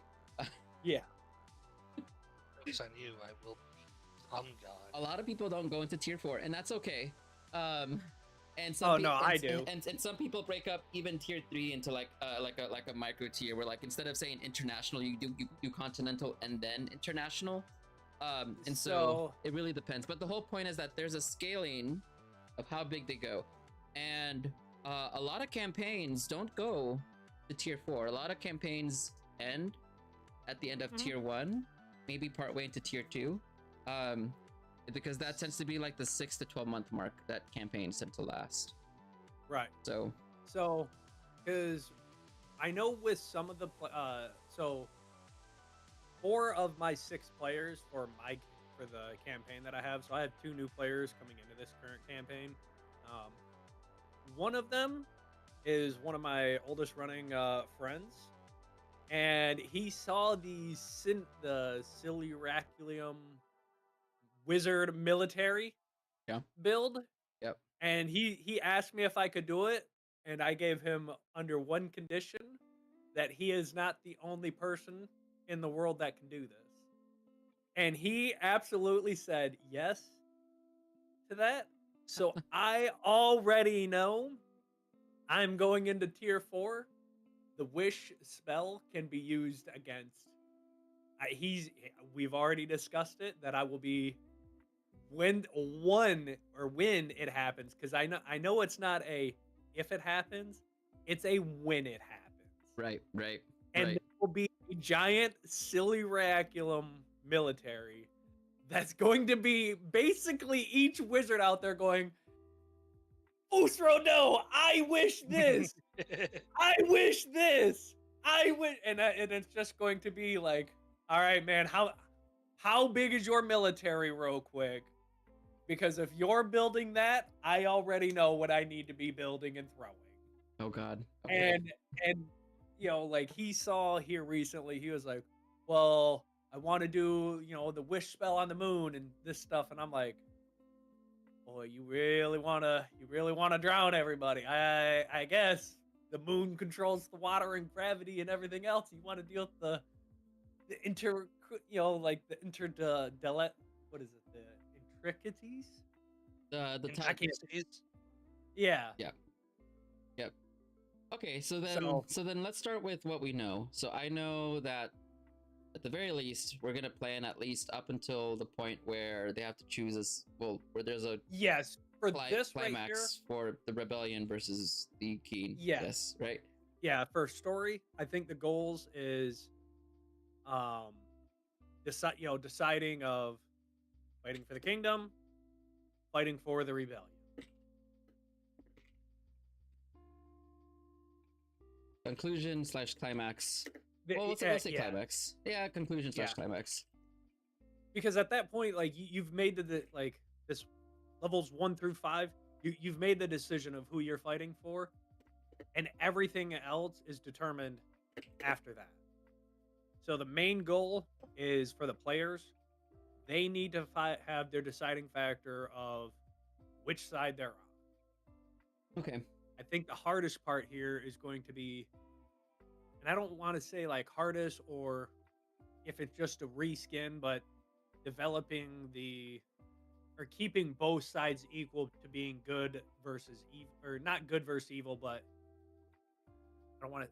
That's really the best way that I can kind of describe it. Is I want both sides to have a good and both sides to have an evil, and I know that's kind of hard, but I don't Okay. want the players. So I'm gonna put in the must-haves. I'm putting both sides of the conflict are good and evil. There we go. And it's like- That's truly a best way. Neither side of the conflict is all good or all evil. Is Right. basically the antithesis of that, right? So all right, there we go. All right. So then now just based on that, then so we have goals, right? We have really two goals, which are we want them to decide fighting for the kingdom or rebellion, right? Yes. We also want them to Fighting this. for the- We also want them to. This is what I'm trying to do. Boop. Boop.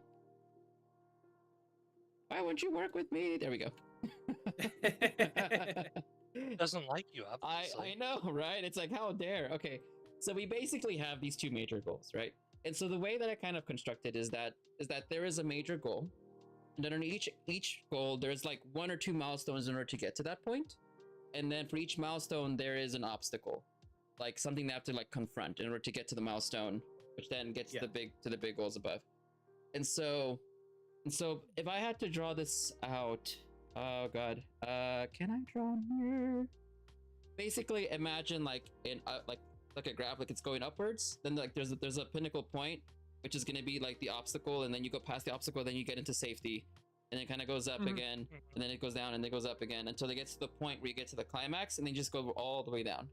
So that's kind of what I like am envisioning here in terms of like story plot, like coming upon obstacle and challenge. Okay, we're over the challenge, we're safe. Oh no, there's a new challenge. Okay, now we're safe again. Oh, there's a new challenge. Okay, now we're safe again. Oh no, this is the biggest challenge of them all. Now we're super safe. Okay. Super safe. Now we're super safe. Safe. Super safe.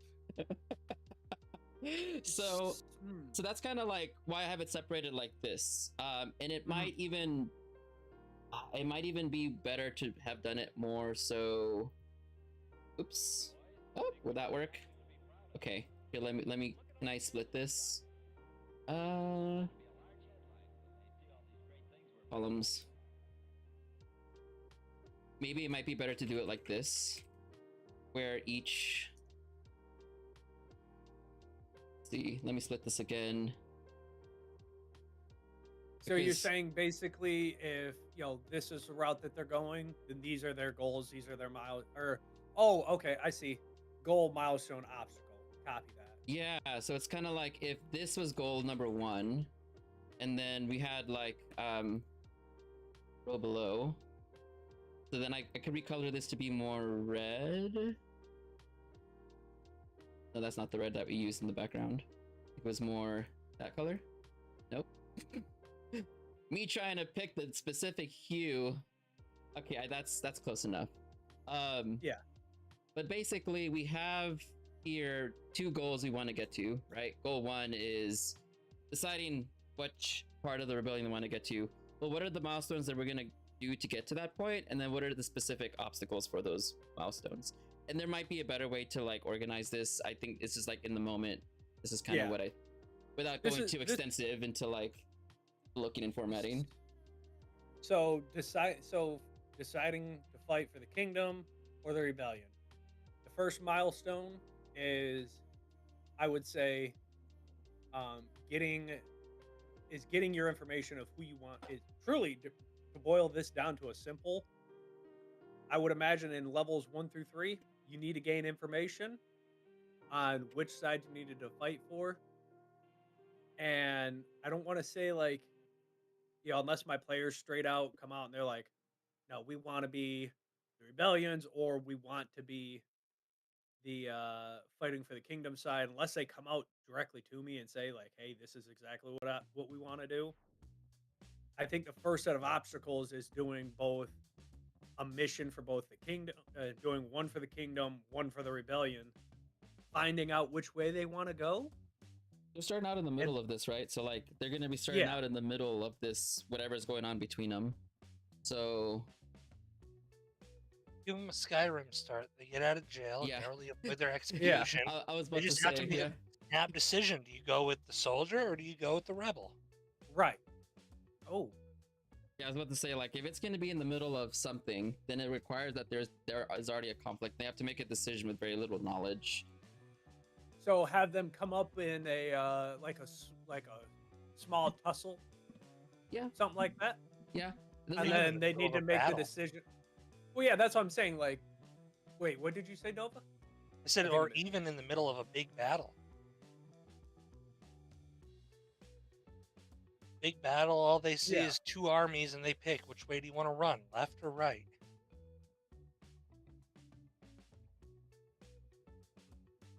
You know, run towards rebel forces, run towards the kingdom's forces. You want to go with the, unknown rebels or the known kingdom who also literally just had you locked up and about to be executed? Well, from the last session that we talked about, um, Or, just jailed we for jaywalking.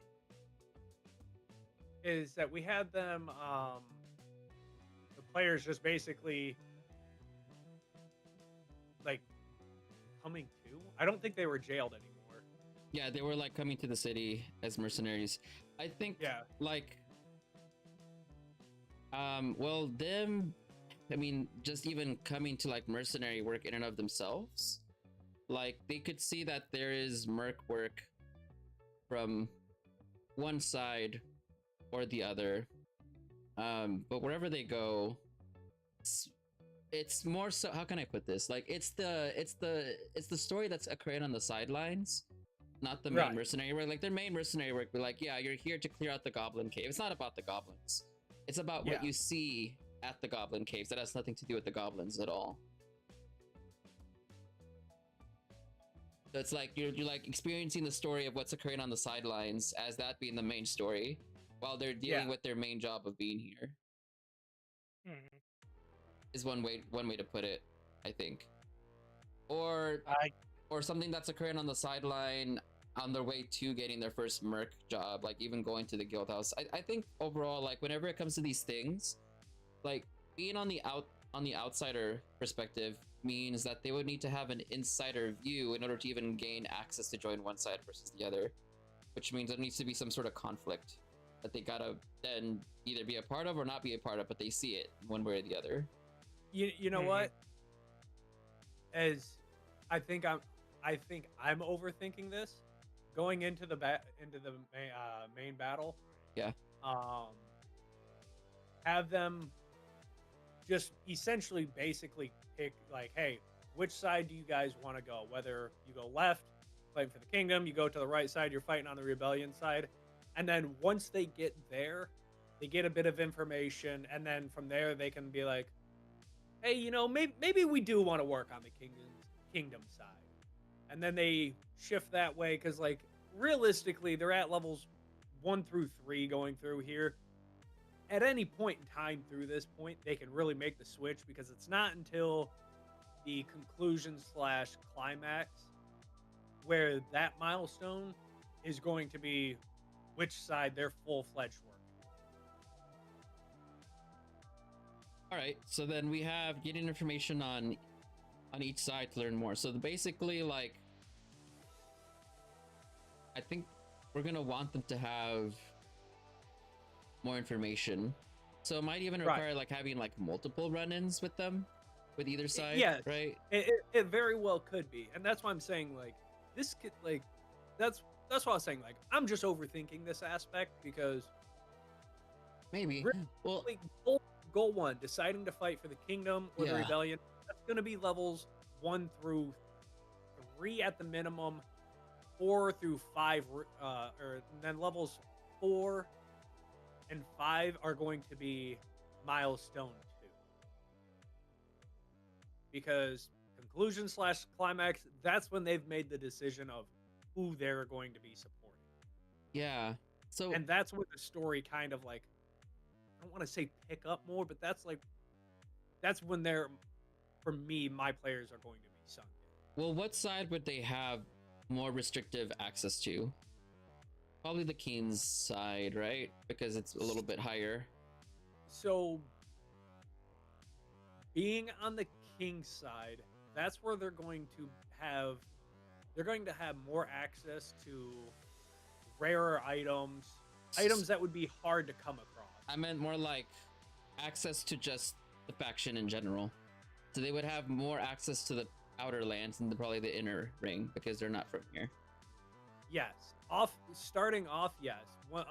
So then, if they decide to support the kingdom side, so they have a little more freedom up in the inner city. Yeah. But then they're going to be distrusted at the lower part. So what I mean with this is that if the more restrictive access is going to be the inner ring, wouldn't it make more sense for them to start off maybe working for the inner ring, because they can always go to the outer ring and see how it truly is, especially as they're exploring around and having to leave the inner ring anyways for their quests as it deals with the outer ring. Right. Because basically that's going to be what it is the inner ring is trying to curtail everything that's happening on the outer side. Yeah. Where it comes to dealing with like the rebellion, trying to shut everything down. So they're going to see what's going down. It's going to be from which perspective that they see. So then would it make a lot more sense for them to be maybe have been murked here, working to either maintain status quo or... I think that would make sense, yeah. Yeah, because then they'll get an insider perspective that they wouldn't see otherwise, and then they also get to see the outsider perspective at the same time. Right. I think that... Yeah, no, yeah. That creates a perfect opportunity for them to see both sides without it being forced. So then we'll say Merc hired to protect X, which is the location where an expected rebellion / uprising event will occur, right? Thus leading to exposure to the rebellion group. So, and then like through exposure can get details on where to find rebellion group for more info, maybe info like / contact, like, you know, like, yeah, if you want to join, then go talk to this person there, maybe learn more. Yeah, maybe so like that, and that makes sense to me because it's going to, like, they got hired to come in and protect, like you said, X location. So hey, we're going to go and support this business up here, whatever. Like there's an attack that the kingdom knows about. They know it's coming. They're setting up preparations for defenses. That's why you're here. You get there, you do your defense, and then in the midst of the defense, things go your way. They don't go your way. Shop gets attacked, sabotage, whatever. Right. That happened. They move down. Next, well, hey, success or fail, the kingdom goes, hey, we need you to go find out. We have information saying XYZ is a mole, contact, whatever, for the rebellion. Go talk to them. Then the players now have a contact for the rebellion side. Now, which way are we going to go? All right. Do you want to keep working for the kingdom and be their mole, or do you want to actually help the rebellion? Right. And be a double agent and feed false information to the Empire? Right. And I think it can very well go both ways. So then that's our first milestone, is that they get information on each, right? Yeah. So Add another one below, and so then if we're looking like a second milestone, then it's another merc job. Wait, no, this is like where they're having to decide in the middle of a conflict what side to support, maybe. Mm-hmm. So like this would kind of be like hired to do another job for protecting X, and deciding to either support Keen or Rebellion, essentially. Right. Like in its most basic form, I think it's this. No, and I think that's exactly what's going to happen. Is players are going to make the decision. They're going to gain their information. All right, cool. What is our step that's leading up to the conclusion? All right, they have to protect another place. During this protection, whether they're protecting it or sabotaging it, if they're sabotaging, potentially helping the, depending on like where it's at on the map, whether outer, rural, inner, either way, is it supporting the kingdom or is it supporting the rebellion? All right, cool. Players are having an idea. All right, that the decision that they make at that middle one sets us up for what's going to happen for the conclusion / climax that makes them whether a wanted criminal or an inspired hero. And I'm not saying like wanted criminal as like being on the rebellion side sets you as an evil criminal or the underdog, but that's kind of the setting if you're on the rebellion side. Is you don't have typically the access to your higher powered wonder items and rarer items. That would be something that would typically be gatekept by the inner kingdom. Mhm. And so you do have perks of working with the inner kingdom. To be clear, like there is clearly the access to some of the weapons, some of the armor, some of the everything. Right. So Okay. there are going to be clear perks of working with the inner kingdom that you don't get from working with the rebellion. And I think that makes logical sense. Yes. Yeah. And so like each side displays perks Right. for being with that side. Okay. Exactly. Right. So then conclusion, which is the climax of having supported the Kingdom Rebellion. So like I think that this is probably going to be like a series of events that lead up to a climax of one sort or the other. Right? And so like typically this will be stuff like oh yeah, we're going to do the final attack in order to get to the King. Right? And so like how that path is going to look like, you're probably going to have to go through like a lot of side missions in order to try to discover like ways in, infiltration, get like updates, maybe find like ways in order to get past certain defenses, like that sort of stuff, which then leads to this final uprising and like conclusion of whatever the fight is going to be. And then seeing that the other side of the story is also like, oh well, shit, this is how it is through their perspective. Are we the ones in the wrong?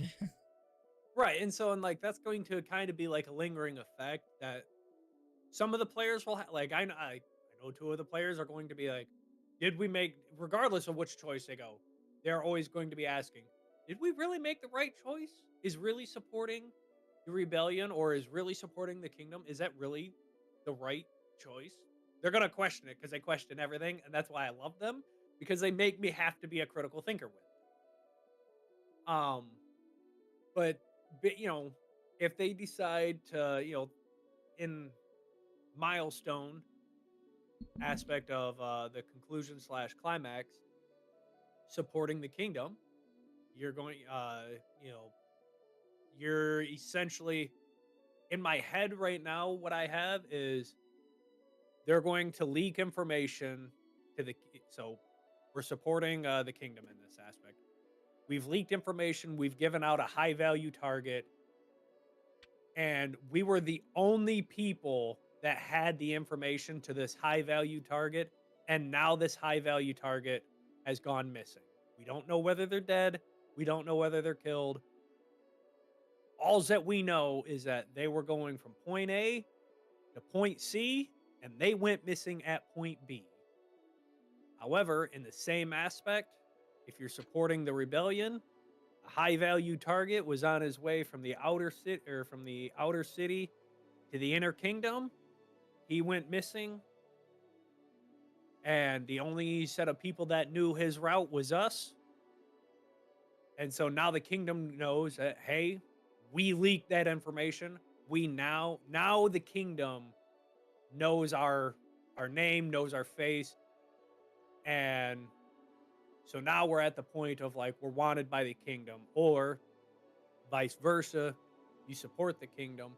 Now the rebellion knows who you are. You've built up some information. You've made yourself a name. They know your name. They know your face. But that's really about to the extent of it. This is where that's where things are going to be picking up. Does that make sense? And I know right now that very well may change, but that's just the example I would like to use for right now. Yeah, so I know we have to put some stuff down here, so I'm just thinking. Right. And I'm very open. Like, if you guys have ideas, I'm very open to it. Well, I guess let's list, like, what are all the possible ways that each side would kind of be gaining towards the other, right? Because one side is punching down, one side is punching up. So, right. So I suppose then, like, in either case, it sounds like there has to be some sort of like the player needs being out of the opposing force, because either one is so well hidden and the other is so well defended. Right. Yeah. So maybe doing like a sabotage of like weaponry. Well, like reconnaissance, I guess. Like where are they? Or where are they? Slash, how get in? How sabotage? What are plans? Right? Like trying to get all these questions answered in some way, right? I love the way you phrased that. What, me? Yes. How get in? How sabotage? What are plans? What doing? Plans? What I doing? don't know no What fucking doing? plans. What doing? Sorry. So then I think, like, whenever thinking about these, it's gonna require, like, well, where would you even find, where's the most likely location you're gonna find all of this information? Well, for like the higher ups, I could think, well, you know, in a cliche, go to a party where all the higher ups are at, drinking, getting merry. And then for like for the slummy side, it's like, yeah, you know, go get involved in like some sort of like slummy affairs, like go to the bar fight or something. I don't know. So like thinking about this, you know what I thought about? What does every adventure always have? Where a lot of information is passed around? A brothel. Oh my god. Yes, you're absolutely right. We're going to the whorehouse. Yo, we're going to the whorehouse. Glorious. Being tens of information. Getting a little spicy up in here. Yo, someone pull out the paprika, baby. We're getting red. Where? Yeah, you have that and you have bars. Start hitting up seedy bars, paying off the bartender to give you information. Where? So where are we going? Brothels? Taverns? Brothels, taverns, and parties. Oh, what is I know there's an actual name for it, but there's like the underground fight clubs. Oh yeah. Like I don't want to say it's like, but the only problem is no one talks about them. Well, but they know about them. Man. rule number one, nobody talks about it, but they are there. So Underground there is information. establishments. Okay. Yeah, there we go. Because like I feel like the underground, like regardless of wealth, someone's going to have a way in of something. And so if someone's super rich, of course it's easy for them to get in there. They're super rich. So I everyone know. wears a masquerade. I know what it is. It's the underground Tupperware party. Yeah, oh, truly. Underground Tupperware party. I see. Is it lemon themed It could be. Very well. or mayo? Yeah, Lemon and it's lime. it's the underground Mayo. mayo and lemon organization. I'm never gonna live down these food groups. I'm gonna live them for the rest of my life. Yeah, you're wrapped into those. I mean, you think it's literally called the the hamburger builder. Look, You, I you do just- it to yourself. I think that food is just one of the most relatable things that all people like. Everyone likes food, right? So I was like, yeah, burger builder. No, as a fat man, I hate food. Of course Some- we love food. Somewhere on the internet, people can find the clips of me covered in mayonnaise, and if people don't know about it, now they know it exists. Oh, I do. I have seen it. It is hilarious. I wish it was a joke, but it's not a joke. This is very real. So, but anyway, so regardless, I think there's got to be some sort of reconnaissance, and then there's got to be like a targeted plan, and then execution. Well, targeted of plan, probably failure of plan that turns into a new plan, that then turns into like the new plan, right? So like having the bit of failure, I feel like is necessary to have like that stakes that kind of builds up a bit more, whether it's on either side. I am all too familiar with Plan A failing, and it fails so hard that you need to go all the way to Plan E. Plan A just to developed. survive. Plan A developed. Fails. Plan A. Yeah, Plan A develops. Plan A fails. Plan B developed. Sort of passes. Or it could be like both ways. It could be like this one could give false hope, and then it's like major failure. That's yeah. Plan C, cut and run. Plan C. Plan C is like the high stakes run or do it, basically. Do or die. Do or die. High stakes do or die. What that is, I don't know, because it really depends on what they come up with, right? Right, yeah. And like that's what I'm saying, like, you know, not to paint it like in a bad light, because obviously depending on which way you go, it's gonna be painted in a different picture. Yeah, it could be very complex. I mean, even starting with like where they go. Well, if I go to the brothel, I'm gonna learn. Oh yeah, see, like Pastor Papadori, he has a liking for wine, and in fact, the wine that he has is not virgin at all. You should. And then they might think, okay, well, we're just gonna like sort of just go get the pastor, and then we're just gonna get him drunk a little bit to learn more, and that's like Plan A, sort of passes, but he doesn't have as much information. And they're like, okay, cool. I mean, you were talking to a drunk man. What do you expect? Yeah, right? He gave you like some of the information. Yeah, was golden. The man's also drunk, so of course he's gonna, you know.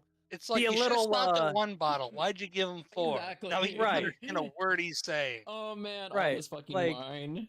Like he, you know, like absolutely. Wow, man, this is the best wine I've ever had. And like, let me tell you about the goblin camp that we got working for us. They got 20 of them little dudes out there working away. No, he's saying 20 to make it sound good. Realistically, there's 3,000 of them out there working in the mines, and he only knows the first 200 that come to his line, but he doesn't know their names because to him, they all look alike. So of course, That's so they're fucking true. goblins. you know, to him, Someone it's clip only that. 200. Someone chats, please. Someone clip that. You know, so of course he doesn't know all of it. Oh my god, that was too good. You know, that's you know, you're talking to a drunk man. I don't know what you expected. Oh, that's great. It's true though. It's true. You know, but it's like if you got to like the underground fight club, hey, maybe you gotta win. You know, maybe you gotta go in there and do a little bare knuckle fist fighting. Maybe you gotta work your way out through the ranks for the night. You know, win that lottery, win the prize money. Maybe that prize is gaining information. And so you have, you know, some like say like two of the players in the dome for fighting. They're making bets, getting a little extra money at the cost, you know, obviously their health, but they're also gaining information. They're talking to some of the other people while they're up there and making bets. Oh man, this is good. All right, so then Yeah, well, I'm sorry. no, this is good. No, this is I good. gotta say this real quick. Yeah. So, Planet's Inner Earthling Pants in my chat just said, Plan D, everyone is a forge cleric or a bard so the party can use politics to perpetuate the war and make money just selling weapons. There we go. So then, all right. So then, next one down. I think we're pretty much done with this top part. I believe because we yeah. a lot of that plan A, plan B, plan C is gonna be we It- don't know until we get there. I think. Right. And that would be more on my side. That breaks away from what we're doing here. So then now we come into NPCs, rivals, enemies, and factions. Well, we already know what the factions are, Mhm. right? And so like I think at this point, I mean it's what we have up here. More or Right. less. It's just having to put names onto it. So I'm just gonna say like reference lore.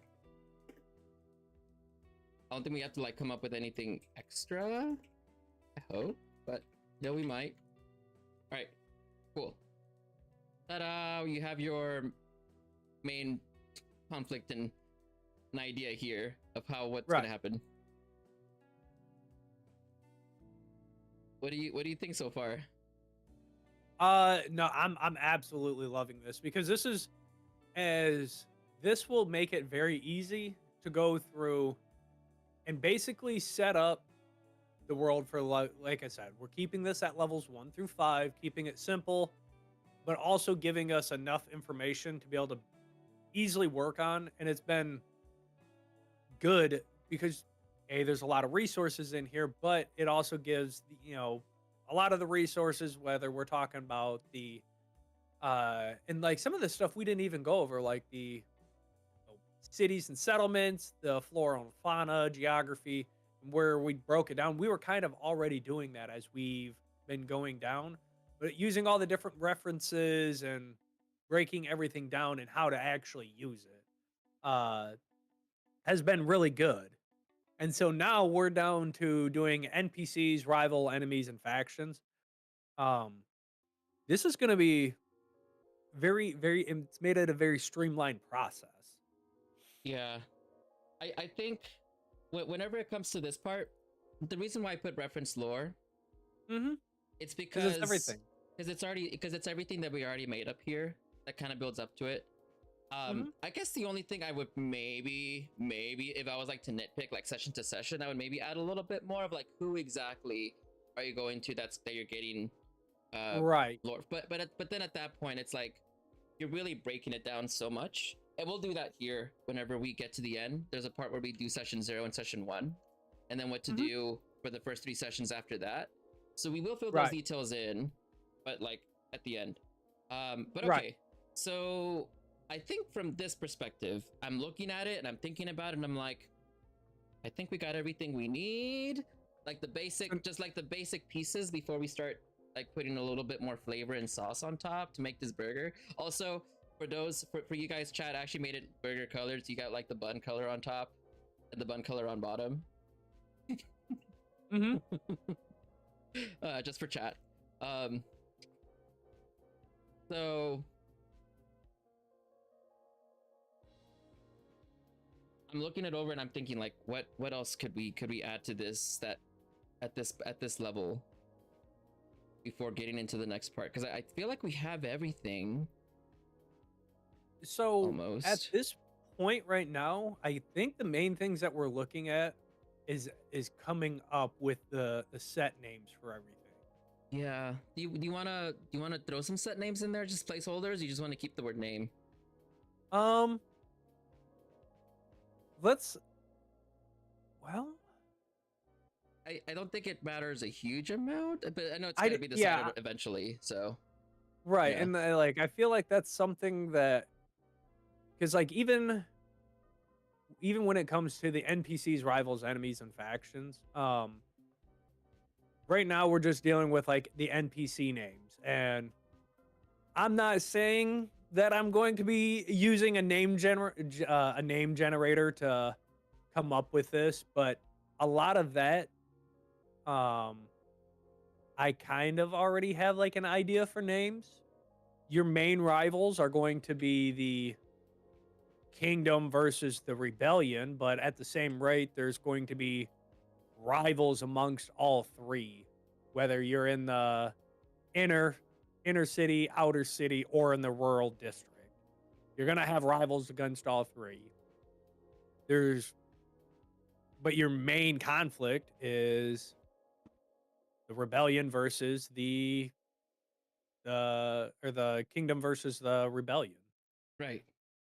Right. Right. Right. Um, but I think like coming up with the name of the NPCs for who's going to be the moles on both sides. Um, I will those will be done by for me personally, I would because of the type of notes that I do. Once I find out who that's going to be as far as um the race, I find out the race, come up with their name. Same thing, basically same thing for each area.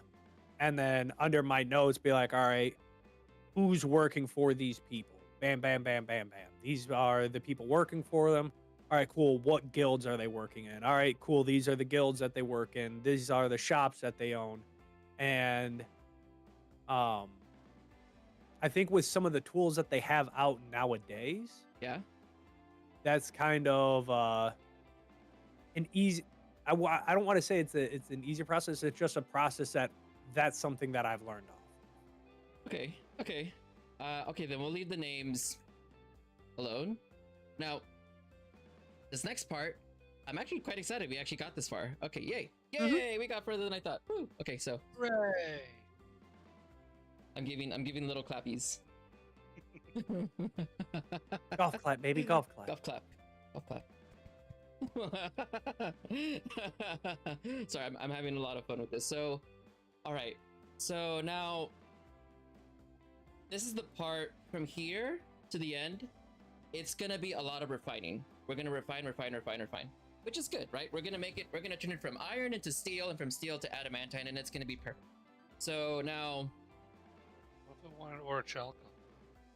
you can have orichalcum, right? Or is it orichalcum? Wait, which way is it? I've heard it so many times both or- ways. I don't know. Orichalcum or a calcum? I say orichalcum, but orichalchum, it just sounds like a lot of chum. Like a lot of chum. Chum. Chum. Orichalcum? Or calchum? How'd you say it? I don't know at this point. Orichalcum or orichalchum? Yeah, I'll ask the internet. Okay. What do you think, Gavin? Are you more of a ka or cha kind of guy? Oh, so I kind of missed it because I was explaining something to a mole name to someone to planets in my chat. Yeah. He said a good name, Kevin Secret Keeper or Ted Brittlebones. I'm always a fan of Jerry Molefield because Molefield. because the man has mole features. Kind of got a few extra moles on him. Of course. So I'm like, so I kind of did miss your guys' question. I'm sorry. It's okay. So, the orc-themed metal that's in all of fantasy. Oh, Orkstrom? How do you? No. ORSTRUCM. Orkstrom. No. ORICHALCUM. I'll put it under target audience.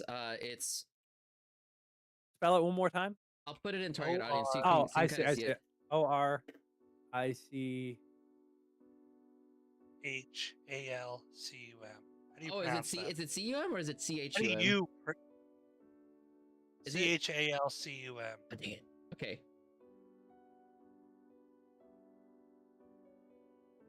So Gavin, Uh, how do you pronounce that? I call it Orkslum. I see. So I found the correct pronunciation. Okay. I love it, Gavin. No, what Gavin said, it's correct. It's Orchlum. I love it. That's what it is. Orchlum. It's Orchlum. Now I've never seen it spelled that way. Because I don't think that's the way that I've seen it spelled. I go off of the Skyrim spelling of it every time that I see it, which is Orksmire or Orkslum, something like that. Yeah. So, but I'm curious, what is the actual pronunciation? Orichalcum. And It is guess what? It's the exact same thing in Skyrim. Orichalcum. Orichalcum. All right. I was beginning to look at it and I'm like, well, maybe it could be Orchalsum. With a instead of a Welcome to the English language, ladies and gentlemen. You don't know how to pronounce some things because you can pronounce it 8 different ways. Orichalsum. Right?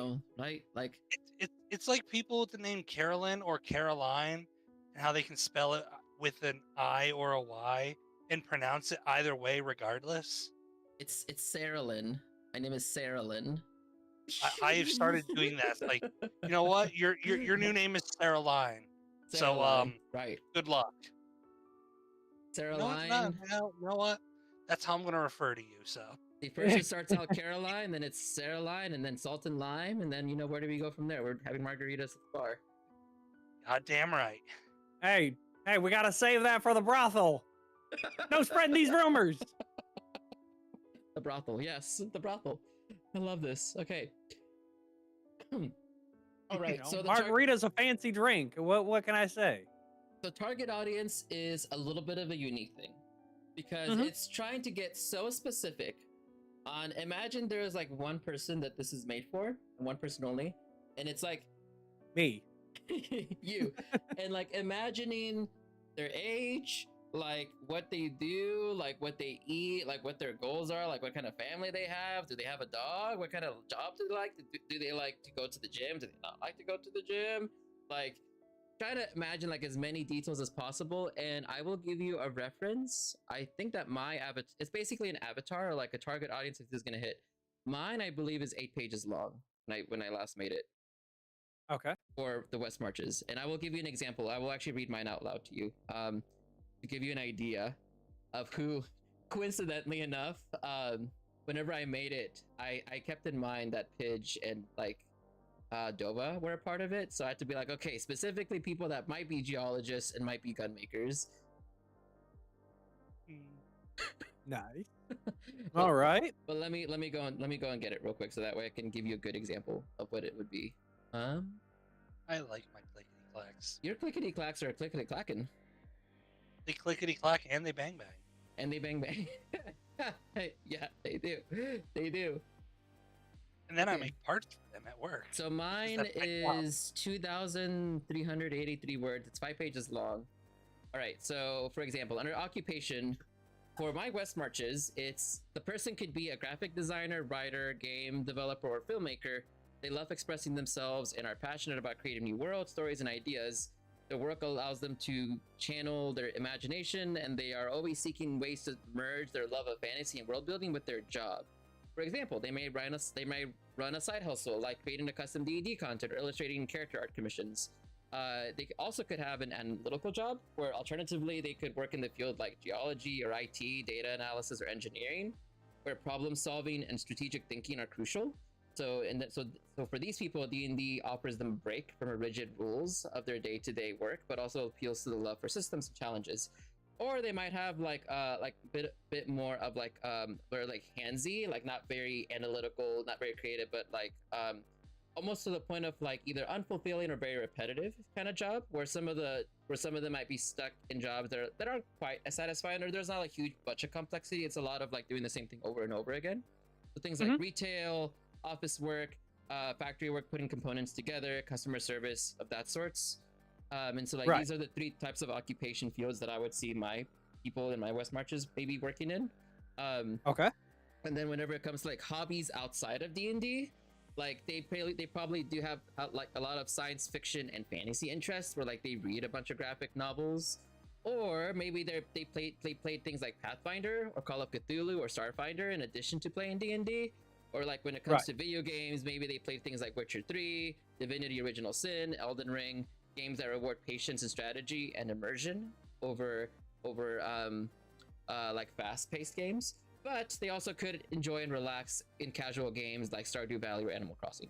And I put those things specifically because Rappanathic and Indigo Isles are 2 very extreme things of how to play the game. And Gavin, I think you played in both, so Oh yeah. I think you understand that part. Mhm. And so it continues on into like intellectual curiosity and exploration, like balance between complexity and simplicity. How like, yes, you got to have this balance of like, you want to be in a complex world with the West Marches, but also you want to have simplicity in the lore and being able to have flexibility and free spirited. So it's like there's like this almost like mesh between the two, and it requires a person that it kind of sits in that middle for me, at least for me, for whenever I'm looking for a person in a West Marches. And so what Mhm. this does is that it allows me to then take all of these things, and then it allows me to look at like, who am I targeting and who am I looking for, so that whenever I am looking for someone to add to a game, I could think like, okay, well, where do these people hang out? Like, I could always teach someone how to play D&D, but if I want to find the perfect person that this fits for, that this game would be for, where am I going to find them? Who are they? Right. Like, how old are they going to be? Okay, well, where would I find those people online or in person, right? So Right. basically I could send so much more detail, like even to the thing of like, are they introvert or social? How deep do they get into lore? How active are they online? Are they more like narrative immersive, or are they more like agency based, or like how much curiosity do they have, intellectual drive, creative drive, even like down to like what they wear, how old they are. So I broke it down to like molecules on what this person can look like. So in that same way, this can be infinitely complex, or it can be overly simple. But I know that the better an idea that you have of what this person looks like, the Mhm. better you can make a decision of like, okay, whenever it comes down to looking for players, is this someone that that is gonna thrive extremely well with what I'm presenting here? Or are they gonna be someone that's gonna fall off to the second session because they are not interested in the world theme because of X, Y, and Z? So it's like Right. less work on your part on having to look for people that are gonna fit into this, and the more specific you can get, the better it is for everybody overall, that dynamic. And I realized this with the dream team, like all of us were just the right amount of weirdness and neurodivergency, and also like in what our interests were, that I created the world to their personalities and what we had in common. And I had to like break it down whenever I was making that story. Right. So in that same aspect, because like I know a majority of my players already. Yeah. Yeah. Because like I said, like I don't we I would like to go over the targeting experience or the targeting audience if we can in this. Is that information in here? I'm gonna click the little drop down button next to it. Boop boop. There we go. Um. hmm. You mean like down here? Ooh, where is it? Where is it? When I Looking for it. clicked it, I just clicked the little drop down next to it. Oh, like down here? I don't think that there's anything down here for it. Nope. When I clicked tailoring the experience, yeah. Okay. Oh, all the way down there. We're like way past the story. That's right. Oh, okay. Down here. Yeah. Like that's really all there is to it. Oh, okay. Because like I like I said, I already know my players that are joining because this isn't our first campaign of running together. Cool. So then it should be a pretty easy answer then. Yeah, like my target audience is from 25 to 35. They are as far as age wise 25 to 35. Uh, So we're basically speaking like millennials, essentially, exclusively. yeah. Millennial exclusive. Anybody else older or younger? Get out of here. This isn't for you guys. Only millennials. Sorry. That's like millennial / into the oldest of the Gen Z. Yeah. Is it? Wait, hold on. At what age does the Gen Z kind of like start? It starts at. I've seen it so many different places. Some say 95, some say 99. It's usually somewhere around that mark. It starts at so 1997. So that would be 27. 27. Okay, so like Ask me how I know. I'm 27, born in 97. So Gen Z to millennials, no Gen X, basically, right? Like no Gen X at that point. Right. Okay. When it comes to music, you have such a wide taste. You have metalhead, we have country artists, rap artists, underground music, hip hop, R&B. We have people that listen to anime music. Okay, so like just have a wide interest, but no particular. Yeah. So are you just describing my playlist? Wide interest, but no, yeah. but no particular like favorite, I guess. Right. Okay. Yes. All right. As far as employment, they're all equally employed. Basically is the main thing, because they all enjoy their job. I have two of them that work in a machine shop. One of them works as a HVAC guy. Would you say that someone that doesn't have employment wouldn't enjoy your game? I would say they probably don't have the related side, but like under being in the age of 25 to 35, they're all employed. But I don't know, because I don't know anybody that's like necessarily unemployed in it's like in the group that plays. I guess I even have would also raise the perspective of like, well, would unemployed people enjoy, but even have time to play games when they're worried about like what to even do for? Yeah, like that is another problem, I suppose. But anyway, okay, so like any specific areas of employment then, I suppose.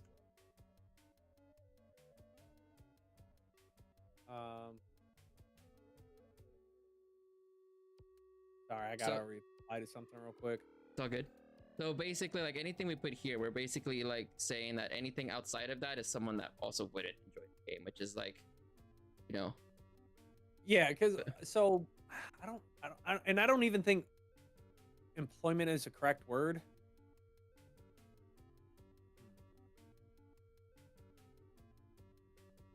Because like I want because like even money holds like a value in the game. Yeah. So like what, maybe something that they do for work, like line of work, perhaps. I think line of work would be a better way, because they're all creative in their own ways. Okay, so creatives. So right. All right, there we go. So creatives. That's good.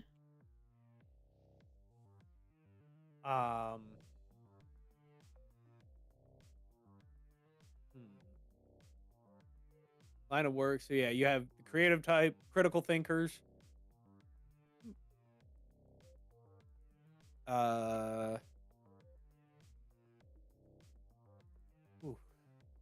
know. It's like breaking it down. Okay, well let's go to the next one. Yeah. What do they? What would people that this game would be made for?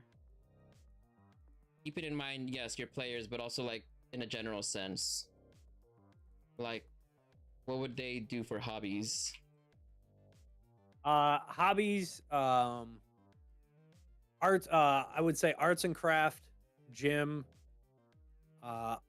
automotive.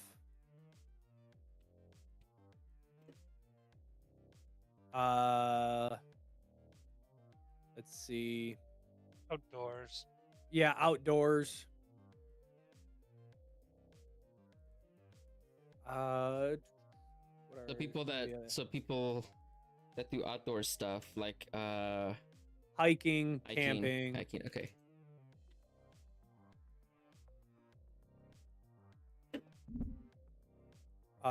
survivalists. So and like I that might fall up under camping. Yeah. But like I use survivalists and change of like doomsday preppers Okay. because as I feel like some people treat it as like a hobby. There are people that do take it to an extreme, but there's also people that do it as a hobby to see what works for them, what doesn't work, stuff like that.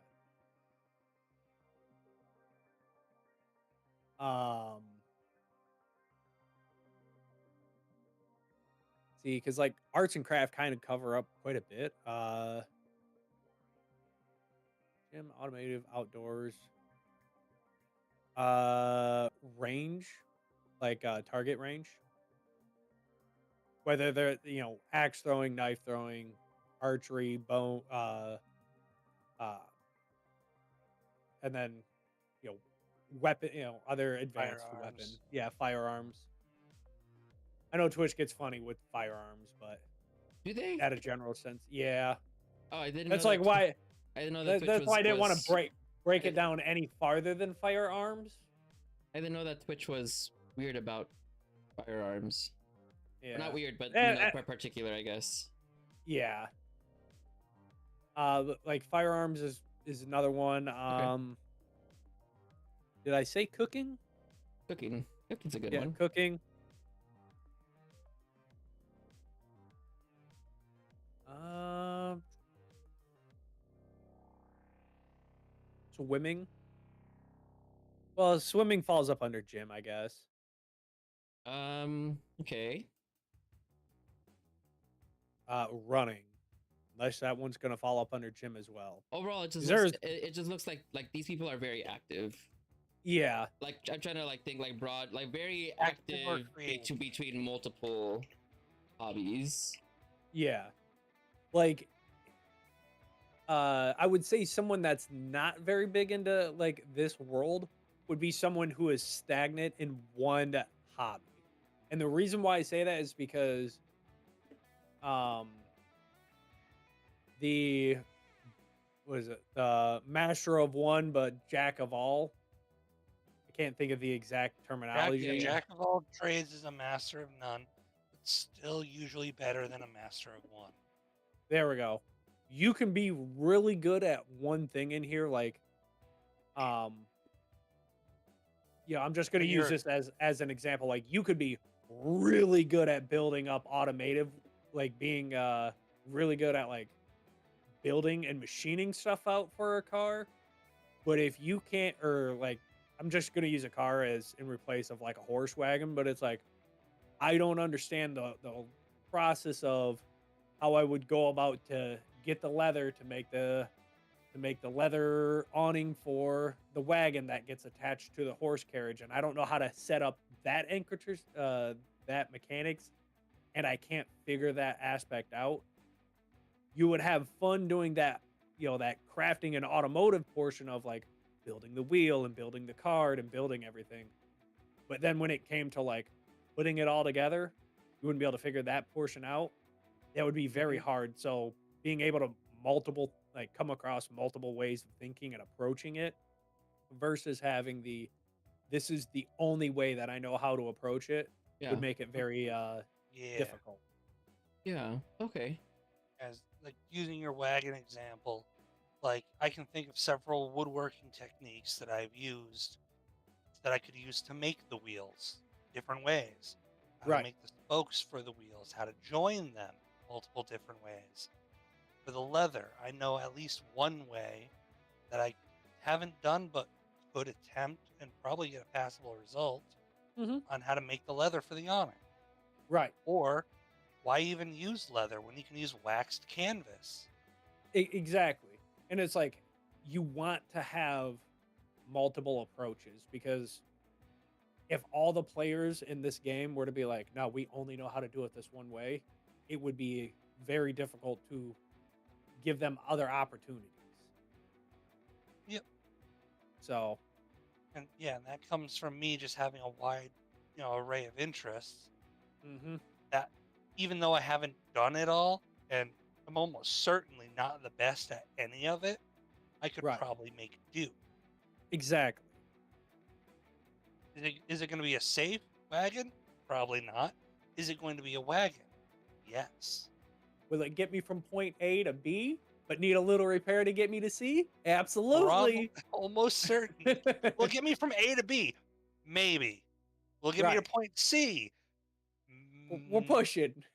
We'll find out. Right.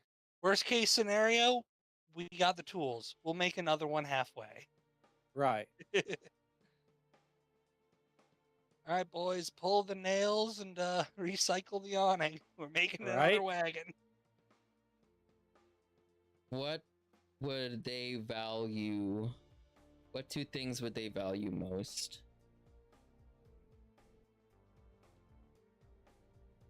The things that they would value most in this: story development and I guess like in life is more. Oh, what I and- meant, yeah,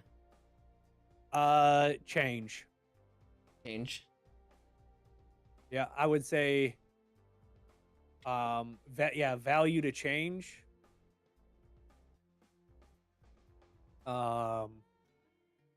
Adaptability, but also stability. Because Oops. that Yeah, makes sense, right? Yeah, that makes sense. Adaptability can be a Okay. key. I had a guy I used to be in a unit with in Battlefield 3 or Battlefield 4 mil sim. It didn't matter what role you needed, this guy could fill it, and he would do excellent at it. Right. And it was just because he would fill in wherever he was needed. And at first, he was kind of mad at everything, but then he got better and better, and he figured them out. So,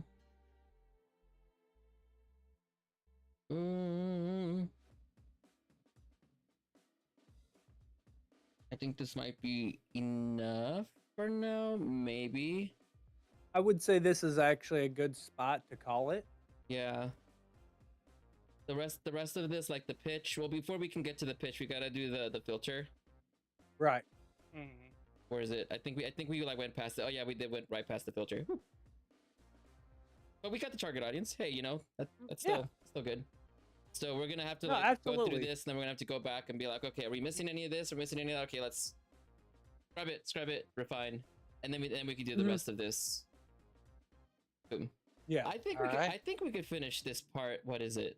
Well, we have basically next week in order to basically get this last part hammered out, and then we have the following week in order to start getting established the mini marathon, and then getting the mini marathon up and going the following weekend. Right. All doable. Most of it's probably going to be theater of the mind, I guess, because we're not going to have extremely complex maps or anything. It's more so going to be like one or two, well, probably one day of like trying to establish that first quest, and then having people go at it, or whatever it is that we make, right? It's kind of a challenge. I'm excited because it's very hard in order to make something like that, because we have to make the whole world, we have to put it together, and we only have basically 1 or 2 weeks to basically find all the players, plus get everything established, including the GMs, and then just boom, go run it. Right. We're fucking crazy, and I love it. Hey. Yeah, you got to be ready for it. Look, I mean, if the last 2 years, look, I know that those that are watching this don't have much reference, but for the last 2 years, I have and many other people have put an immense amount of work into getting the marathon stuff set up. And Gavin came in during the second marathon. That's how we met, actually, was during Rapid Athlete Marathon. And then you were there for the third marathon. We played more with Rapid Athlete since then as well. But it sounds like a lot when I just say like, yeah, we're gonna do it like that. It's like, what? You're gonna do all that? Like, yeah, well, we developed the system already over the course of 2 years. It was a soul crushing amount of work, in order to get it all well established. I think we spent somewhere like 6,000 hours getting it all made across many people, getting it refined, trial and error, try again, second world record marathon, and then the third world record marathon. So the marathon part where it's pretty much down, but I think that this aspect of making a system that is gonna help dungeon masters make a really good world. I mean, it means a lot to me. It does. Like I've seen so many game masters start out, and they're starting out making a world from the very beginning, and making something new is a very advanced skill. Not to say people can't do it. I think that people can, but I've seen more often than not people see how much work it can be, miss the mark, get frustrated, or give up and then quit. And that's the part that I don't want to see anymore. I don't want to keep seeing DMs that like try to take the dragon by the horn and they realize, oh fuck, it's a dragon, you know. Right. So it is hard, and whatever I can put out there to kind of help make that process simpler, I think the better. And the way that I imagine this is, right now we're seeing it in a very rudimentary form. It's just on a Google Doc. But with each iteration that we do this, I'll be able to understand a lot more of the patterns that are coming up between this, and also save it. Like I'm looking back and I'm actually studying what we're saying and where like our minds go in terms of like flow, and being able to put all these things down into like maybe like an index or like an appendix that people can look up later. It's like, you want to make a really perfect setting, why don't you use this one, it's already fully made for you, or use this one, it's already fully made for you, or use this one, or use that one, or use that one, right? So it's like an index of already fully made worlds that people can take. And eventually, hopefully, you know, at least what I'm planning to is have it set in a way so that way whenever people use it, it'll save a version of it. So then the more times people use it, it'll save all these different ways that people make stuff, and then basically making an appendix of all these different worlds all in one spot. People can just kind of look at it and use for their own games, just kind of make things slightly for themselves. Yeah. Well, yeah, and this definitely does help. It makes it easy to be able to look at it and then go from there. Yeah, it does. Amassing a lot of ways that we can formulate thought or themes into one spot. Look at all these different burgers. Look at all these burgers. So delicious. Burgers indeed. Sorry, here I am thinking about the future. That's why whenever, well, I mean, I know that I don't have any followers or viewers watching. What is it, 5? For what it is, like, I'm not putting a lot of effort right now into advertising our stream right now, because it's not so much that I care that a lot of people are watching, but I care more about refining the process to the point where stuff like this is more valuable. And so seeing it in its early stages, I am going to save this and I'm going to document it all down into like a long form video after each marathon is over. Yeah. So I can show like, this is what I learned. This is how it got here. Because I know that in the future, after I'm well said and dead, a lot of this stuff is going to help someone out. And maybe they could build, maybe they can get further than from what I got. They can just pick it up and go wherever they want from there. But it's more about leaving a legacy that's going to help people in the future. And that's really what I care about more. I don't care about the viewer count. I don't care how many subscribers I have. I don't care how many fucking followers I have. What I care is that people can have a really good story to go home with. And I want people to have, this tool. I'm basically going to spend almost my entire life just perfecting this. And, you know, and I'm okay with that. This is what my life is going to go towards. So people can have a really good story. People can have their story told and not try very hard to do it. Right. So there you go. I do it because I love you guys in the TTRPG community. I do. And with that, I'm gonna end it with the raid. Unless you wanted to add anything on top of that, Gavin. No, that absolutely hits it. Very passionate about this. So, with that, who do we want to raid? Let's see. There's ADHD Adventures. ADH. I like it based on the name. ADHAD Adventures. No, ADH Adventures. Okay, but it's got like ADHD capitalized. Let's go. That's hilarious. I think that they're offline. Oh, I just hit raid. raid. They just ended then. Yeah, they just ended. Okay, let's find someone else. Macus Norman. Looks like they're on. They've been streaming for a little bit, but they're just bordering on 3 hours, so maybe not them, because they'll probably end up just baiting someone else. So, woo! Let's see. Double raid. Double raid. Woo. Yeah, that's happened a few times. I will. Let's see.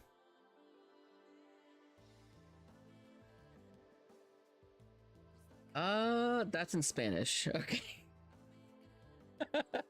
Okay, I'm just gonna hit Marcus Norman, even if it's a double raid. Hope you have a great one, guys. We'll see you guys next All right. week. And You guys have a wonderful week. We'll catch you on the next one. And Yep. Have a good one. adios.